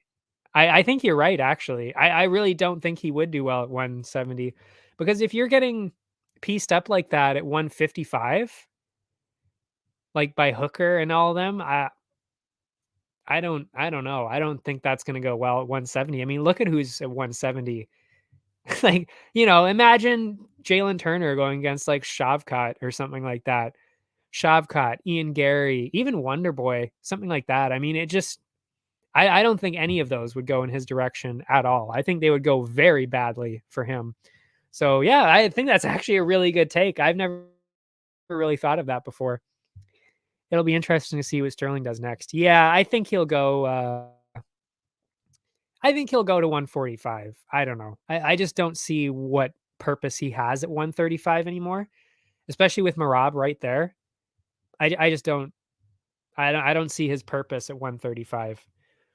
And at 145, they probably do it. They just what they're doing right now with Figgy. They'd probably give him a top 5. You know what they'd probably do? They'd probably give him somebody like Arnold Allen, somebody like that, because Arnold Allen hasn't really gone against grapplers, and Sterling needs to be tested by somebody who's a really good striker at 145. I I no way. I even that was literally the first thing I thought of. I'm not joking. I was like, "Oh, Holloway? Should I say Holloway?" And then immediately I was like, No, they should never do that because that would just be bad." Because I mean, just think of how that would turn out. I mean, because if Sterling wins, really, like you're gonna let him backpack against Holloway for a win, like just ride his back for the whole fucking 3 or 5 rounds. Do we really want to see Holloway get done like that? I don't want to see that. And then on the other side of it, it's like, okay, so then Aljamain Sterling is going to get pieced up by Holloway for 5 rounds, and that won't be competitive either. Yeah, which would be entertaining. I mean, actually, no, I kind of like Sterling now. I was going to say it would be entertaining because he's very hateable, but I'm not gonna lie, I kind of like Aljamain Sterling now. I really do. He's grown on me. I hated him after that yawn thing, but nah, I'm good with him now. That's a really good one. Yeah, Brian Ortega. You think he? Oh, I think he should fight Yair again. I don't know if they'll make that happen because it could be argued that that was a finish. I think most of us kind of realize that that was kind of bullshit, but that would be the narrative that Yair would take, and it's kind of a little bit hard to argue with because he's kind of right. So I don't know. I don't know if they'll make that happen, but I would love that. Ortega and Yair, yes, yes, please. But yeah, Sterling. You like Sterling too. That's good to hear. That is not a common sentiment. I gotta say, he is not commonly liked. That is for sure. Yes, yes, please. Just get Ortega. Honestly, he's one of my favorite fighters. Funny enough, actually, he's one of my mom's favorite fighters too. No joke. That is a very interesting compliment to give out. Ortega is one of my mom's favorite fighters. There you go. And that is true. That is true. He really is. And he's one of my favorites too. So yes, please get him in there. Please. But yeah, that's enough of that one. Wow, we talked about that one for quite a while and still never really landed on an answer. I mean, like I said, in terms of the bet, you got to go with green. The over under, you probably got to go under 1.5 maybe just to get some plus money action in there. And it's plausible. I mean, Green has multiple first round KOs. Turner has, by the way, actually, fun fact, he has been knocked out in the first round before. So not out of the question, especially with Green's power and skill. I could see that. Anyway, now to the main event with another very, very close one. I gotta say, this was another tight one, and I actually switched my pick. Does she often watch UFC? This is a fun fact, and I'm actually shocked that I've never mentioned this. And I genuinely don't think I've ever mentioned this in the entire, what is it, 2.5 years, 3 years now that I've been doing this? 2 years? I don't remember. Yeah, she watches with me every single week. That is true. She watches with me every single week. She does not watch all the fights. She falls asleep every time, I will say. She falls asleep, usually horrible timing on her. She always falls asleep in like the co-main event and usually even the main event, but she'll see most of the main card, couple of the prelims here and there sometimes. But yeah, usually falls asleep in the best fights. Criminal. That's nice. I don't blame her for falling asleep. I do blame her because I actually do. And I mean, I mean, I'm sitting right next to her making like, oh, I'm like, oh my God, it's in the co-main and the main event. These are exciting fights. These are crazy fights. And she's asleep right there during the craziest fights. I mean, she was asleep during the whole Aspinall Pavlovich thing. I mean, for fuck's sake. I mean, how could you fall asleep during that? And then even the Yuri and Alex one, she missed that one too because she was asleep. Anyway, it's kind of funny though. But it bugs me more than it bugs her. She doesn't mind falling asleep, but actually, I think she does when it's a bigger one that she misses out on. Anyway, oh yeah, Dariush Sarukian. I was actually going full on with Dariush on this one originally. That is who I had. But then I actually kind of looked more. Oh, yeah, it's a long. Yeah, true. I think really what it is because she always does this is she'll start watching like when we're eating dinner. So we have dinner, she's awake for a couple of fights after dinner. And then, the food starts to digest. You start to get a little tired. It's probably a little warm in the room. Maybe there's a fight or two that's not as interesting. And then, you start to fall asleep. And then it's lo and behold, it's the co-main and the main event every single time because it is at about the same time every week almost. So yeah, that's usually how the timing of it goes out. I'm sure it's just because she's, she eats and then falls asleep, it's a digestion thing. Anyway, like Thanksgiving where you eat a lot and then you fall asleep at the table. But yeah, Dariush, I originally had him and then I watched the tape and I kind of looked at the record a little more carefully. And I'm not going to lie, he kind of starts to fall apart a little bit. He really does. I mean,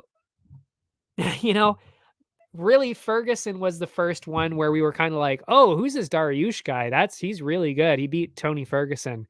Now we kind of know Dariush, Ferguson, maybe that wasn't such a crazy win after all, looking back on that. Then he fought Gamrot, and that was a unanimous decision win.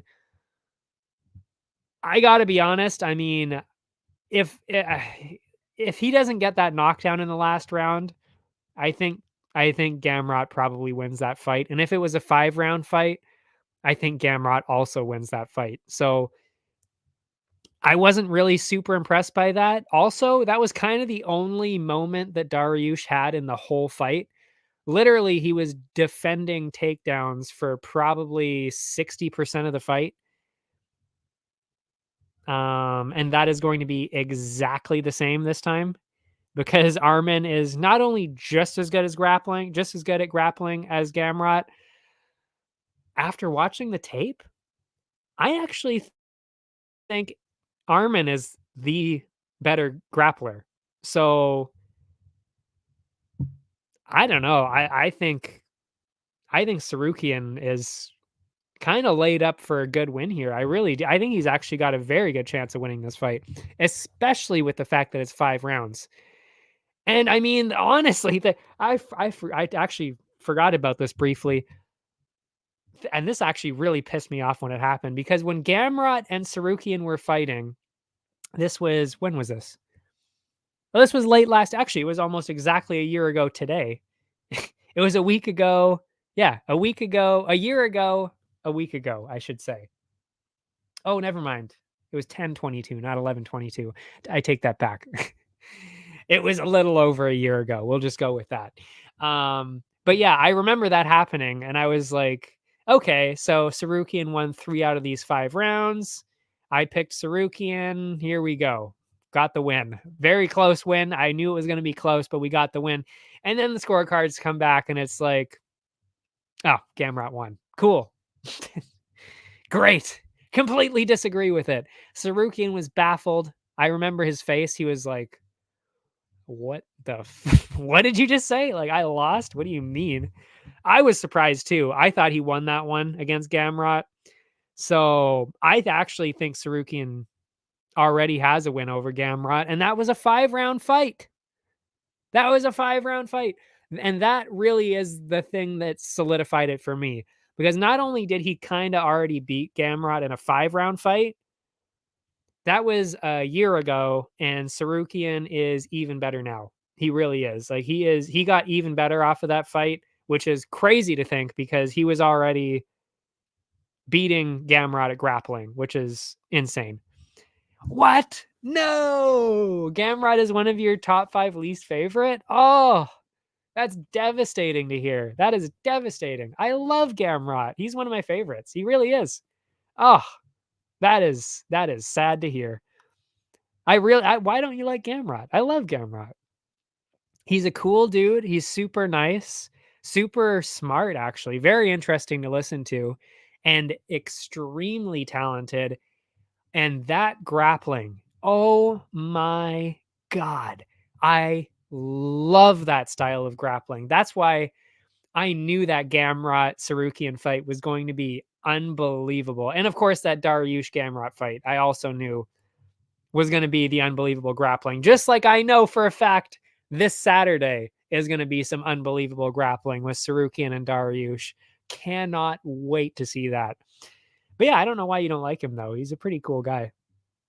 Anyway, but yeah, and he can bang. I mean, Sarukian can also strike, and Dariush, he's not. I don't know. I just don't know what to think about Dariush, honestly, because it's like he just seems like he's losing all the time, right? Like if you watch his fights, you're like, oh man, he's losing. Like he's losing bad here. Like he looked like he was getting dominated by Gamrot in the grappling, and he ends up somehow winning that. I guess he did kind of dominate that Ferguson one from what I remember. And then he almost got knocked out in that Holtzman one, which was one of the craziest comebacks we've ever seen. that knockout was insane. Anyway, so yeah, there was that too. So it's kind of like, I don't know. I've never really seen Dariush do anything that makes me think, wow, this guy is insanely good. Yeah, he has fluked his last couple of fights and is now a top ranked guy, especially in a fun lightweight division. Yeah, I agree. He has fluked it a little bit. I mean, I'm not saying, I mean, he obviously, with that knockdown in the third against Gamrot, clearly deserved the win. But yeah, if he doesn't get that, I mean, Gamrot probably wins 29-28. And yeah, he almost got knocked out by that Holtzman one too. And then he did get knocked out by Oliveira. And coming off the knockout too, how is he going to be after the knockout? That was a rough one too. And you're going against Sarukian. I've got to go with Sarukian. That's why I have fully settled on Sarukian. I don't know if I'll put him in the parlays, but I am definitely picking him. And as for the odds, what is happening here? Oh my God. They were showing me the December 9th card for some reason for a second there. He is a big favorite. I don't know. Should I balance that out? Should I balance it out like Dariush dog and then like Sarukian finish? Sarukian decision? Probably decision, I would think. But should I balance it out like that? Or should I just go Arman Sarukian decision and then... Oh, interesting. Over 4.5 is plus money. Very interesting. That actually makes the betting a lot easier because the obvious pick then would be over 4.5 because they don't normally get finished. Go with that. And then balance that out with Sarukian finish, I guess. I mean, there's no way I would see a Dariush finish coming. There's no way. There is no way Dariush is getting a finish here. lightweight is becoming a little sucky in my opinion. So these fights, yeah. I mean, I'm not gonna say. I don't know how I would put it. I don't know how I would put it. I think I have the same frustration that I guess everybody seems to be kind of pointing out. Like, I'm not saying the fights have been bad because I don't think that's fair because I mean, look at who's been like look at the top lightweight fights recently. I mean, even like the BMF one, Gaethje, Poirier, and then we had Fiziev and Gaethje. We've got Oliveira and Dariush. That was insane. Gamrot, any fight that he's in is insane. Sarukian, I don't know. I do think lightweight's pretty good actually at the top end anyway. Although I will say, I just kind of said that it was the top part of lightweight is good. So bottom part of lightweight outside of the top 15, you might be right about that. You might be right about that because it is a little bit less dense there. Although I don't know actually because you still got. Well, I mean, look at that though. You got Benoit Saint Denis. That's lightweight. Bonfim. Um, I was just thinking of another one who. Oh yeah, McKinney, Terrence McKinney, Drew Dober. Who's another one? They've got some pretty good lightweights. So take that back. It's better than you think. But I will say, there is not a lot of movement in the rankings. Like that is a problem in the lightweights where I just wish they would just fight. Just fight more. Fight. I mean, is McGregor still in the top 15? I swear to God, if he is he actually? Somebody needs to check on that. Can you do that for me? Can you look up if Conor McGregor is still in the top 15 of lightweight? That would be, I don't even know what that would be at that point. That would be actually silly. And I mean, Chandler hasn't fought in so fucking long. Yeah. So there are problems like that, but I mean, I do think though there is some good talent and young talent too.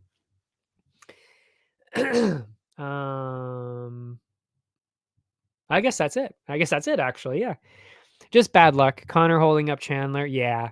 Justin and Dustin are fun, but just lose to the champion. Yeah. And yeah, you're right though. I will say, I mean, there have been some. Oh, Connor's not ranked. Okay, good.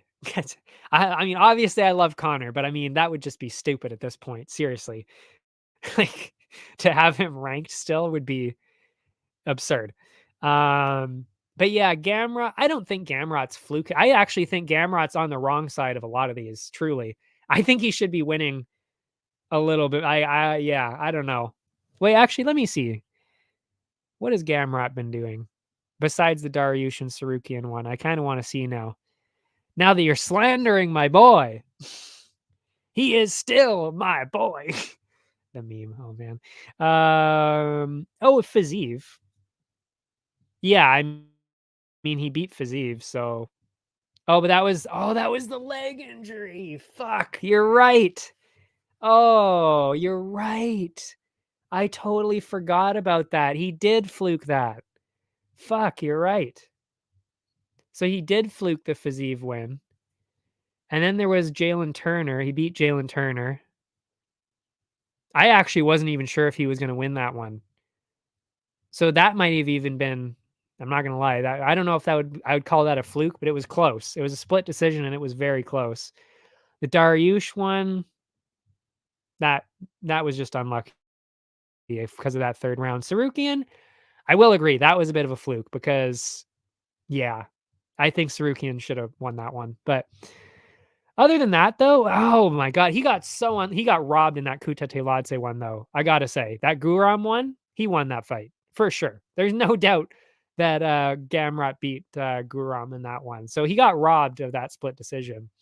So maybe it's just, the MMA god's way of working that out. He got robbed a couple of times, so he gets gifted a couple of wins. Just the way it goes. It's funny how often that actually really does work out.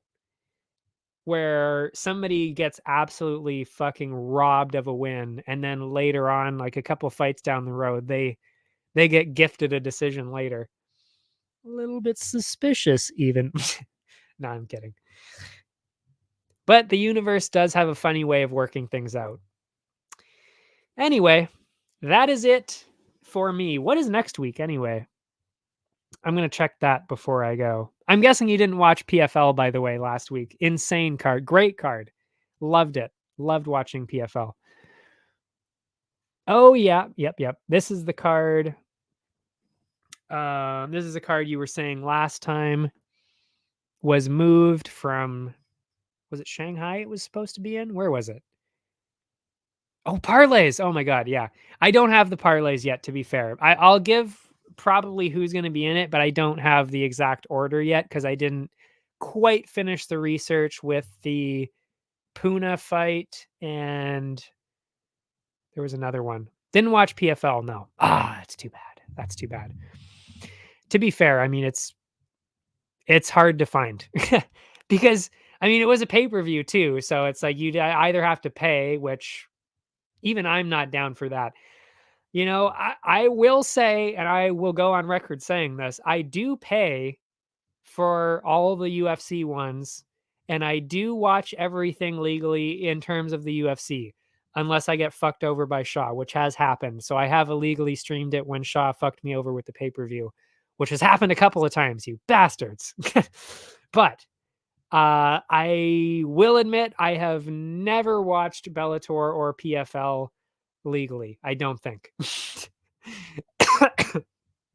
Except for when it's on TSN, which is very rare. I think Bellator was on TV once, and PFL I think was on TV a couple of times this season during the regular season. They don't have the prelims. They just have like the main card, and that's it. So the whole rest of everything I have been illegally streaming for sure. Oh yeah. Oh, for sure. Oh my God. Yeah, that whole news and everything. I am actually very excited. I'm very excited for what they have. For real. For real. Although I will say, and I'm gonna say this now to you because you know I've been making the game. It actually kind of pisses me off, and it actually it just bugs me so much because the PFL, you'll see when I actually release my game, my mobile game and everything like that, it actually does follow very, very closely with what the PFL's plans are, which really pisses me off because now it's going to look like I copied them, but I've had these exact same plans and ideas written down for literally over a year now. And now they're just starting to announce things that I am going to have in the game. So I'm kind of like, oh man, this is going to make me look like I'm copying the PFL. Because, you know, like PFL Africa, PFL Europe, all those ones, like I was going to do regions like that. I was going to do 8 regions. And now he's talking about, oh, we want to do a region for every, you know, every kind of region. And then we're going to have a Champions League. And I was like, fuck, I was going to have a Champions League in mine. Fuck me. God damn. So, like, I'm not even joking. And then the Challenger Series, I mean, well, okay, fair enough. The Challenger Series was already a thing. And there's a Contender Series already. But the whole point of the regions and everything and the Champions League and champion versus champion, that was all going to be my thing in the game. I was going to do that. I was going to be the first person to do all that kind of stuff. So now I'm kind of annoyed that the PFL did all that. That being said, that does make me very excited because I was going to do that myself. So now that somebody's actually doing that in real life, you know, it's going to be actually cool to see how my ideas actually kind of work out in real life because I did have the exact same ideas. But yeah, I mean, I have thought about it. I'm not too worried about it. Regardless of what PFL does, there is no game. Oh, thank you. Thank you. My actual idea, and I'm not joking about this because I do really think this is going to be a big deal, me releasing this game, because let's be real. These MMA games on the phone, trash, literal trash. They are bad. They are actually bad. So I know that when I release this is going to be, I would say, a pretty big deal. And a lot of fighters are going to play it for sure. What that means, though, is what I hope, and I can see, I can tell by the general attitude of the PFL, what I think is going to happen is hopefully they're going to see it and then maybe be like, whoa, like, see, the leagues and stuff, it all works. See, it's in the game. The game is successful. People like the game. We've got the same thing going on. And then maybe even we can, cross promote a little bit. Maybe, because it's a similar kind of idea. I could have some of their fighters or something. Maybe I could promote the game with them or something like that. You never know. There could be some promotion there. Who knows? Anything is plausible in MMA. And especially when, I am a younger person too. They're trying to be young and hip with the game and everything, They're trying to appeal to younger audiences. So partnering up with a huge game like this, if my game does become huge, could be pretty smart for them. So it actually could work out for both of us that we actually have that. But yeah, anyway, MMA mobile games suck and UFC 5 was not even great. Yeah, I mean, I pre-ordered UFC 4 and I had UFC 3 pretty quickly. I got to be honest, I didn't buy UFC 5. I just didn't care. Cuz UFC 4 just, I don't know, it kind of ruined it for me. And until I see that they're taking, the online stuff seriously and stuff like that, where they're not basically just making it a button mashing game and shit like that, or like just absolute garbage with grappling. I mean, that grappling in UFC 4 was like, what the fuck is this? Like, it was impossible to stand up. Like, if you get taken down in UFC 4, you're pretty much fucked. So yeah, anyway. What was I going to say? Obviously you aren't making a 3D game like that. It is actually a 3D game that is like that, and it looks almost exactly like a UFC 5 game. Truly, I mean, like, I'm not exaggerating when I say, like, I am very, very good at making stuff like this. But yeah, it is a 3D game like that. But it's the only real anime game people play. Yeah. Oh yeah. I did hear, I haven't actually checked it out. I really should. I will at some point, obviously. I did hear that One Championship made a game. So there's Rod Tang in the games. There's Stamp Fairtex. Uh, Mighty Mouse, he's also in it. So I did hear that they have a game. Haven't really heard if it's any good or anything. But I will say, like, these companies, like, they're just throwing it out there. Like, they're not actually trying to make a good game. You know what I mean?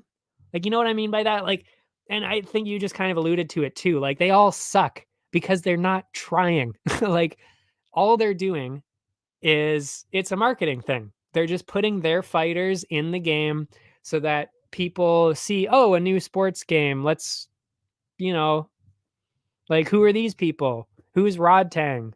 Who is Demetrius Johnson? Who's Stamp? Who are these people?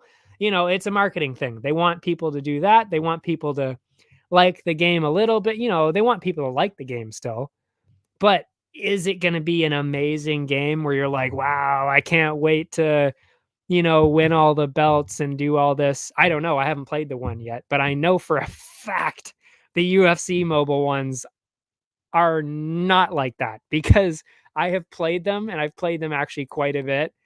And honestly, it's kind of unplayable really after a while, because it's like you're doing literally the same thing. It's not exciting. It's also so easy that it's not even funny. Like, because I figured out a hack basically to the game where it's like, all you have to do to win, and I mean, like, every single fight you ever play in these games, and this is why I was playing for so long, because I wanted to win all 250. By the way, 250 fights, 250 levels for one character. Are you out of your fucking mind? Who is going to do that for every character? Play 250 fights. That's what they did in the UFC game. That is psychotic.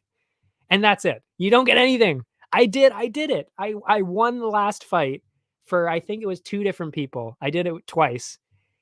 And you know what happens when you get to the end, or it might even be 300 fights or something like that. I can't even remember at this point. It was so many fights. I got to the end and I won. And you know what you get? Fucking nothing. You get a new fighter and that's it. And it could just be any fighter. You could get like I think it's even like you get like a common fighter or maybe even a rare fighter or something like that. And that's it. That's it for 250, maybe even 300 fights that you have to win. And that's what you get. Shit all. And that's the only mode that they have. They don't have any cool special things. There's no knockout mode submissions. There's nothing. That's it. Oh, and then the hack, by the way, if you want to try this out, it still works, by the way, I'm sure. You literally, and I'm not even joking, this works 100% of the time. As soon as the fighter that you're fighting goes to throw a punch, you swipe back. You swipe back, they miss the punch, it slows down for you to counter, and you swipe, and it counters perfectly every single time. As long as you do that over and over and over and over again, you'll win every single time, and you will never get hit. That's not even a joke. I have done it. I did it 300 times in a row like that, which meant that I was winning fights with somebody that was like, I don't know, had like 10% of the power of the other person. Like they were like, because they do like this power ranking, right? It's like 5,000 power or whatever. So that power, they had like, I don't know what it was, like 15,000 or 20,000 power or something. My guy had, was it like 3 or 4,000 power? So I did level him up quite a bit so that I could still, knock the other person out quickly. But that was it. And that's all you had to do. Swipe back, dodge, punch, swipe back, dodge, punch. And then your special move bar goes up. And then as soon as that goes in, you dodge another one, you press the special punch, it does that. You get a lot more damage. They stand back up because, by the way, you also don't fight on the ground. It's automated. So you don't do anything on the ground. There's literally nothing. You just press that button to do the move, a submission move, and it will automatically do the takedown and then automatically try the sub. And then that's it. That's the game. I mean, like, really?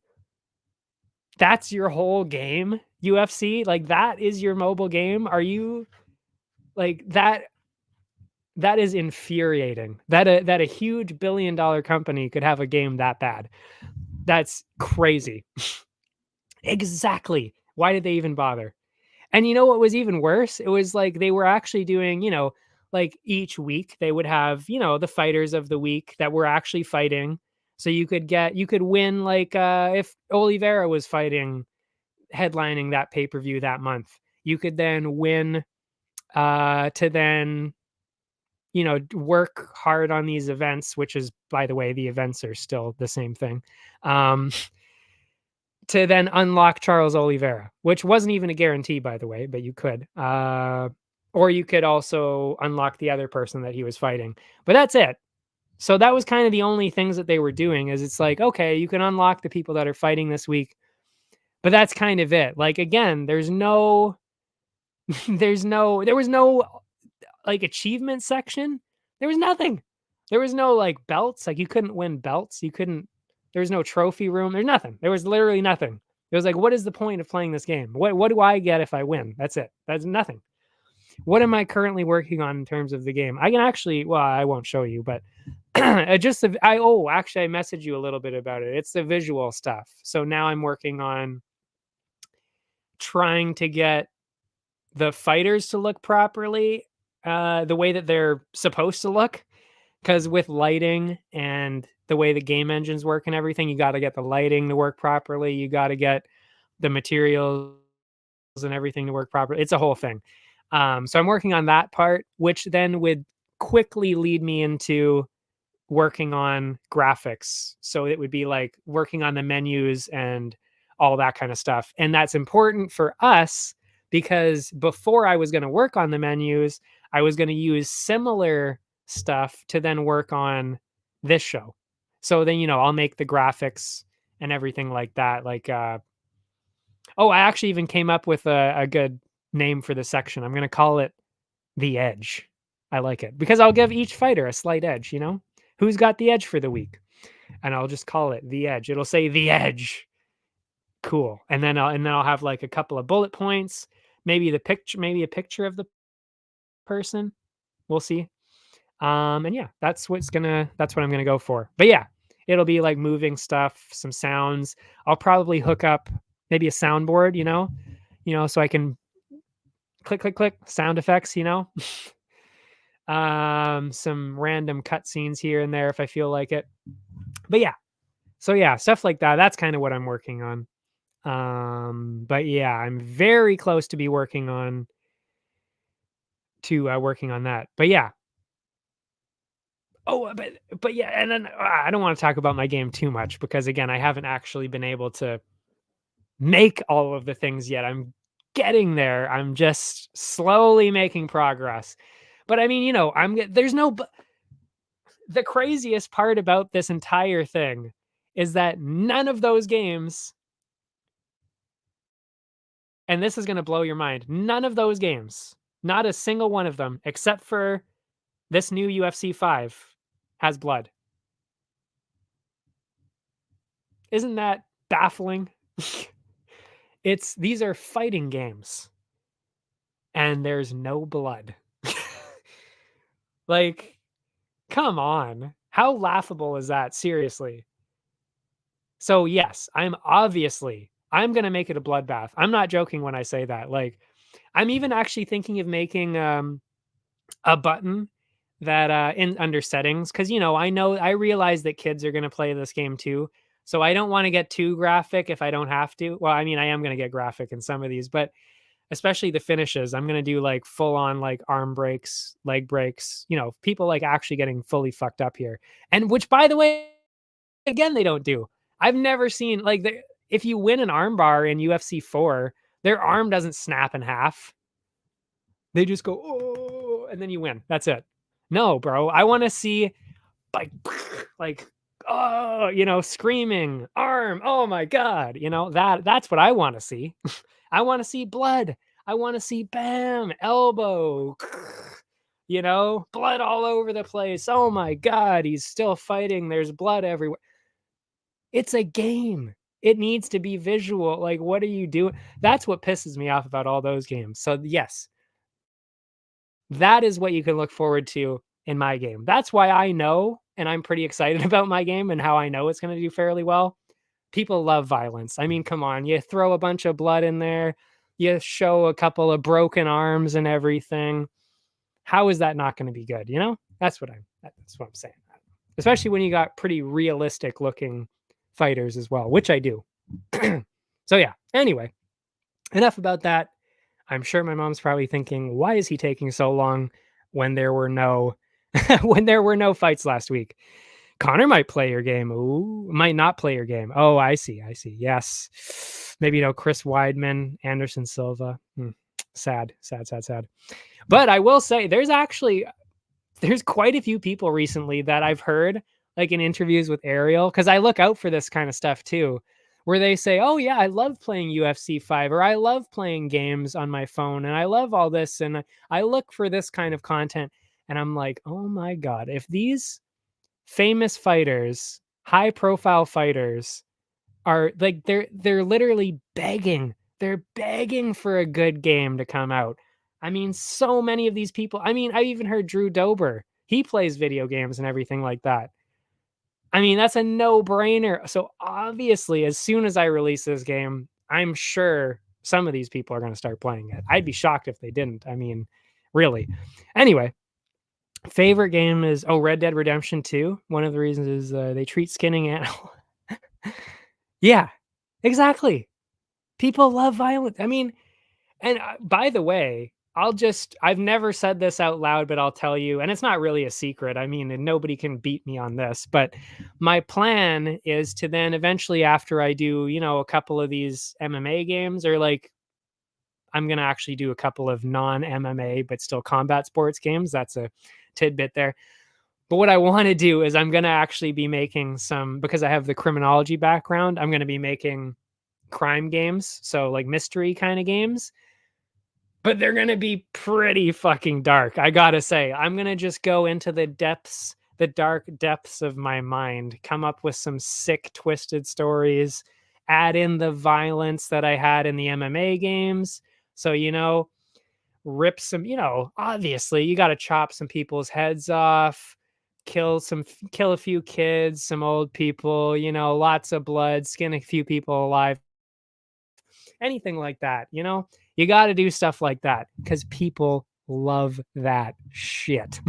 Because if you can't do it in real life, you want to do it in a game. So what do? You got to make these games as bloody and crazy as possible. So that's what I'm going to do. LA Noire. Oh my God. That's my favorite game of all time. Yes. Yes. That's my favorite game of all time. I'm not even joking. Greatest game ever made. I truly believe that. LA Noire. Because and again, speaking from a criminology perspective too, I do want to say, because this is what I've studied, I have a degree in forensics as well, forensic sciences. They actually did a very, very good job. They really, really did. So even in terms of it's actually very realistic. I'm not even joking. They really did. They nailed it. They really did nail quite a bit of it. And even what was I going to say? The psychology part of it too. They nailed quite a bit of it. I was so impressed by LA Noire. They did a very good job, even on just the criminology, psychology, science part of it. They did a very good job with that, and it was also extremely entertaining and a great game. But yeah, I played a lot of games. Anyway, now for real, this is definitely it for me because even as I said, I haven't even really. Oh, I guess I did kind of land on the sniper pick, so I'll say that. Excuse me. Oh no, I can't. That's right. I didn't do the research yet for Puna, but I think I've landed on Puna. I think I've landed on Puna because I still think Brundage, and you missed actually when I was talking about this, but I still think top 5 worst fighters, 2 of them have got to be Stoltzfus and Cody Brundage. So we're kind of picking between who is the worst person here. Who should I just bank on completely blowing this entirely? And I think I've kind of landed on Puna winning just because we haven't seen Reese at all in the UFC yet. So I still think Brundage is awful, but we haven't seen Reese yet. So maybe there's an outside chance that he's bad. So I think I got to go with Puna, who is at minus 300. So we'll do 6 units for that. So I have decided on that. The top dog. Let me see who's actually a dog. I will actually quickly pick this for now. Well, at least I hope I'll land on it. Could be Bobby Green. Could be Figueiredo. There's actually a lot of good underdogs on here. Miesha Tate. I'm pretty high on Miesha Tate in this matchup. I'm not gonna lie. So she could be it. Who's another one here? Is that it? No, Garcia, maybe, but I'm not confident about that. Veronica Hardy, very good chance. Man, that's tough. That's tough. There's a lot of good-looking dogs on this card. So yeah, I think I'll hold off on that one. I'm not quite sure. There's too many good-looking underdogs on this one. But yeah. But anyway, so next week, no joke, next week I actually should be working on the graphics. I think that's about when I'm going to start working on the graphics for this show, which would mean that the plan, like I said, is to have everything fully ready for January. So that for the first January card, brand new year, brand new look, and I'll switch everything. And that would actually mean everything. I do actually mean that. I would not be streaming on here. I would be streaming. I might even be streaming out of Streamlabs because that's what I used to use for Twitch. So I might go back to using Streamlabs because I'm not a huge fan of StreamYard. Um, we'll see. We'll see. So there's going to be a lot of changes for sure. Oh my god. Yeah. Are you kidding me? I mean, I honestly thought 2023 was going to be my year because I thought I was going to come out with the game in 2023, like this year. But it's taken me so long that it's obviously going to be 2024. So yeah. I mean, 2024, I really think is going to be where everything really starts for sure because that game especially should start helping out quite a bit. Especially since, like I said, I am in the game. I'm one of the main people in the game. So I think at least if even people are like, who's this guy that's kind of in there and all over the place? Who is Blue? Who is this? And all that. I think eventually there's at least going to be some people that are curious who watch MMA that then want to see who is this guy, follow me on Instagram, like what they see. I mean, I would think that would happen at least for some amount of people. I'm not expecting to have like 100,000 followers at the end of the year or something like that. But, could I get, you know, maybe 1,000, maybe a couple thousand here and there? Maybe. I think so. Yes, GTA 6. Oh, fuck yeah, GTA 6. I might actually stream playing that because I'll go back to streaming when I move out of here for sure. UFC 300, yes. Your game and new setup, yes. Um, my goal was actually to finish this before UFC 300. I'm not sure if I can manage to make that happen, but then I heard all these announcements from the PFL, and because ours are so similar, like the PFL and my ideas, they're so similar, it might actually be okay if I miss UFC 300 and wait until somebody like Francis Ngannou goes for a fight. And I actually even thought best case scenario actually might be if Jake Paul fights. Because if Jake Paul fights, you've got a lot of the younger people paying attention to MMA. And what are they going to do? What do young people like to do? They got to go for a game. They're going to look into the game after they watch MMA for the first time. Who's got the best game on the fucking market? This guy. So, I mean, I actually think Jake Paul is best case scenario for that kind of release date, but I don't know if we don't know when he's fighting yet at all for MMA. If he's even fighting MMA for sure. So, I mean, yeah, we'll see.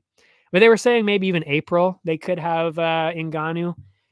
In April. Oh yeah, PFL starts in April. So April seems like maybe that would be a good idea. But again, can I finish it in the next 5 months? I'm not sure. Oh, I don't think I would want to hold it out. Um, be, because the longer, specifically for video games, the longer you hold things out, the better everybody else's games get. And then people can kind of beat you at it, like get their game out ahead of yours, make something similar to it. I mean, even the fact that One Championship came out with a game, that kind of pissed me off because it's like, fuck, now there actually is another main promotion with a game. And then, what? I wouldn't be surprised if PFL now comes out with a game. So then, if PFL comes out with a game in April, then it's like, oh shit, now I'm competing with PFL, One, and UFC all at the same time. And I don't have real fighters. I would only have my admittedly cool fighters, but you know, they're still not real. Like I can't use Conor McGregor or Rod Tang or Johnny Evelyn or I can't use any of these people. So I'm making them up. So they have an inherent advantage there for sure. But anyway, enough about that. Enough about everything. Like I said, I will start working on that next week, and I'm very happy that I will be working on that because I actually really do want to make this better. I do enjoy doing this, and I mean, I hope you think I'm good at it. I mean, I think I'm good at doing this. I just don't have the visuals. Like, I'm sure if I had graphics here to be like, these are my thoughts, like, these are my points on the fight, these are the picks, these are the parlays, this is a better background. I'm wearing, wear something a little better. I'm sure if I just bump that stuff up, I mean, it would be way better because I feel like I have the knowledge and the personality to do this stuff. It's just, I don't necessarily have the show. yet. So people kind of look at it and they're like, oh, he doesn't have any graphics. Oh, that kind of sucks. Stuff like that. It's kind of hard. So I don't know. I think I'll be fine, but I don't know. I'd like to hear your opinion on that. I feel like I'm okay. I've heard a lot worse.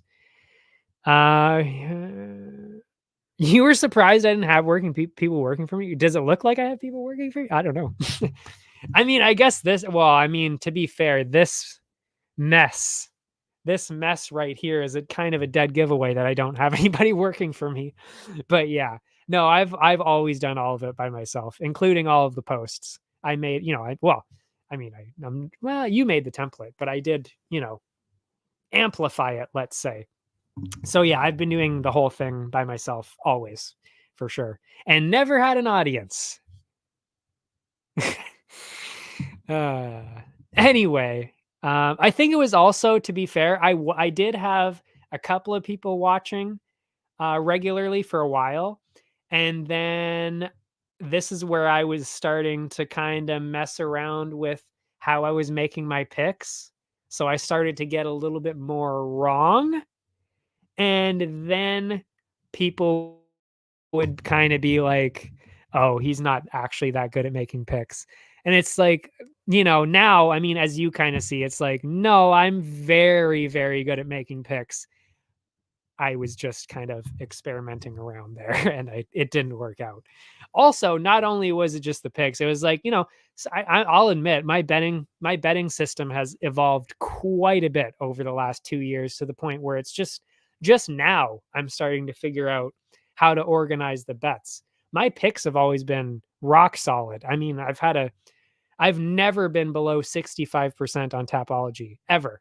Literally never. I've never been below that on average. So, I mean, I'm obviously really good at it. It's just the fucking bets. I mean, I just didn't know how to set them up properly. Now, though, I feel like I'm much better at setting it up. I mean, the profit on Instagram, by the way, you know what?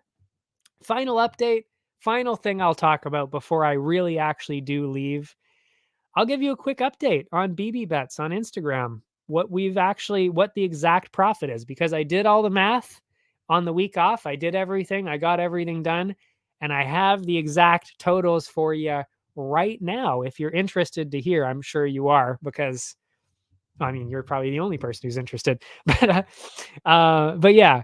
So overall now, and keep in mind, we did have one. I've only lost. Oh, actually, yeah. I'll just go through it one by one. So sniper picks. I'm 6-1.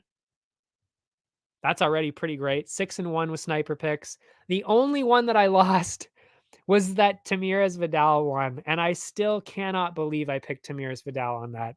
What an absolute fucking moron! I cannot believe I picked her. Even as I was doing it, I was like, should I really be picking Vidal in this one? Is she really the most rock solid person? Terrible. So that was the one loss I had. Then the underdog. This is what actually has blown my mind. I've gone 5-2 on the underdogs. 5-2. A wild winning record with underdogs. Not even the favorites. Underdogs. 4-2. So that is where a lot of the profit has come, is by picking the right underdogs. You'll be shocked, though. Shocked, because I am actually blown away that this is where my weak spot is. The triple play. The triple play is the only section out of all four of them that I've been losing money. The only one. And that includes the Grand Slam.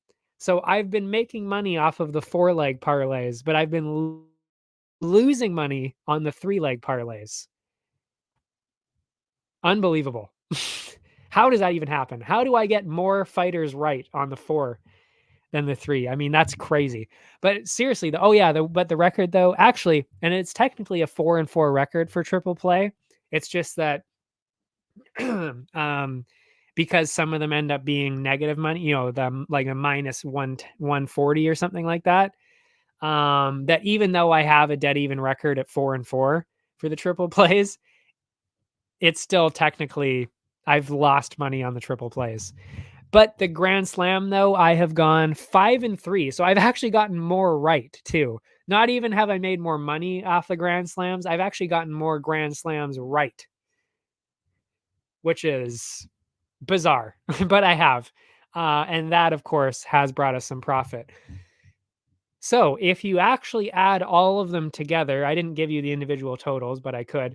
But after everything, we're up 9.6 units. 9.63 units. That's what we're up. And that is 1, 2, 3, 4, 5, 6, 7, 8. 8 weeks. 2 months. 2 months up almost 10 units. I think that's pretty good. And especially since, like I said, I mean, really the one bonehead fucking mistake that I made was Tamiris Vidal. By the way, if I wouldn't have, you know what would have happened if I wouldn't have actually done that? That week was minus 6.2. So I would have probably been like, who knows how many units up at that point, if I would have even picked somebody else or something like that. But I'll take a loss. 6-1. I'll take the one loss. I don't lose the sniper picks very often, clearly. So I'll take one loss just to make me look human, But yeah, up 10 units after 2 months. I'm happy with that. Especially with, like I said, a colossal mistake thrown in there. I'm happy with it. And it's profit. Yes, Vidal is never going to be in my parlays ever again, I don't think. I can't trust her. Get the hell out of here. Anyway, now we are for real done. I think that was good to give an update too, because it has been 2 months. I've never really talked about specific numbers, mainly because the last month or so, I didn't have the math done for the full numbers. But there you go. Those are the full numbers. Almost 10 units of profit after 2 months. So I'll just keep going with that. I love that setup. I actually think that's perfect. 1 sniper pick, 2 parlays, and the underdog. And we're rolling in the green. Yes. Yeah. Yeah. For me, I think as soon as I get, as soon as I get my graphics done, also, then when I get the graphics done, then I could, shoot for trying to get a sponsor as well. There's that as well. I don't know how much that would help because I don't think money at that point would even help. Because what would I pay somebody for? Like if I'm the one making these great graphics, that I'm going to be doing anyway, what would I be paying somebody for anyway? But well, I guess I could pay you too, but I would eventually, by the way. I do plan on paying you. But if we, if everything works out between us, of course, which it seems like it's going to, but knock on wood. Anyway, what was I going to say? Yes. The content will get much better though in January, for sure. There is no doubt. Unless I take way too long to make these graphics, but I think I can get it done. Only pay you if you do good enough work. Yeah, there's no worry about that for sure. Yeah, I'm definitely not into paying people that don't deserve it. But you are doing good so far, for sure, for sure, for sure. Anyway, and I will, once I get all these stuff done, by the way, I will give you more stuff to kind of do, and then it would make more sense to pay you, obviously, because then you'd be doing more things as well. But that is my plan, because I think you're great to work with. You're very easy to work with. So, and you're pretty good at what you're doing. I mean, even though you're just starting out. So, yeah, seems good to me. So, yeah. Now, for real though, I am definitely heading out. What was I going to say? Thanks for watching, everybody. See you next time. Can't wait for this card in Austin. Really, I'm actually excited for this one. I think there's some pretty good fights on here, some pretty exciting ones. And we'll see how next week goes. Little disappointed, very disappointed actually, that it's not in China. Kind of missed out on that one. Stuck at the Apex instead, so that really blows, honestly. So that kind of sucks. That puts a damper on next week, but this week should be good. And then I think the pay-per-view is the week after that. So, you know, and then that's it. That's it for the year, I think, right? Am I right? Let's see. Yep, Song Gutierrez, Edwards Covington. And then January 13th. I've got a whole month. I've got a whole month to make these graphics. I'm sure I can do it. I'm sure. Yeah, unpaid intern mode. Bruh. I've been doing I mean, if you're talking about unpaid, good lord. I mean, I've been doing the work. You know what I did the last year? I mean, I don't write these articles anymore, but I wrote like 100 articles in the past 2 years, unpaid, never got a goddamn penny. I did all those streams on Twitch. I did get a few $100 from that, to be fair. And I've done this show for over 2 years. Haven't gotten a dime from that either. And YouTube I did for quite a while, doing YouTube videos, and now I'm doing the game and everything. No money involved in any of that. Trust me. Yeah, I know. I know what it's like to be an unpaid intern in this kind of space for sure. Good God, unpaid intern for myself. So yeah, yeah, it is. Well, I mean, it doesn't suck too much, but it's kind of like, man, I wish I was getting paid for this because it's fun. You know, you always want to get paid for work, but also get paid doing something you love to do, which is the goal. Yeah, and you know what? The universe has a way. Exactly. And I see the way forward. The way forward is me using my knowledge of the video game stuff to now make my graphics.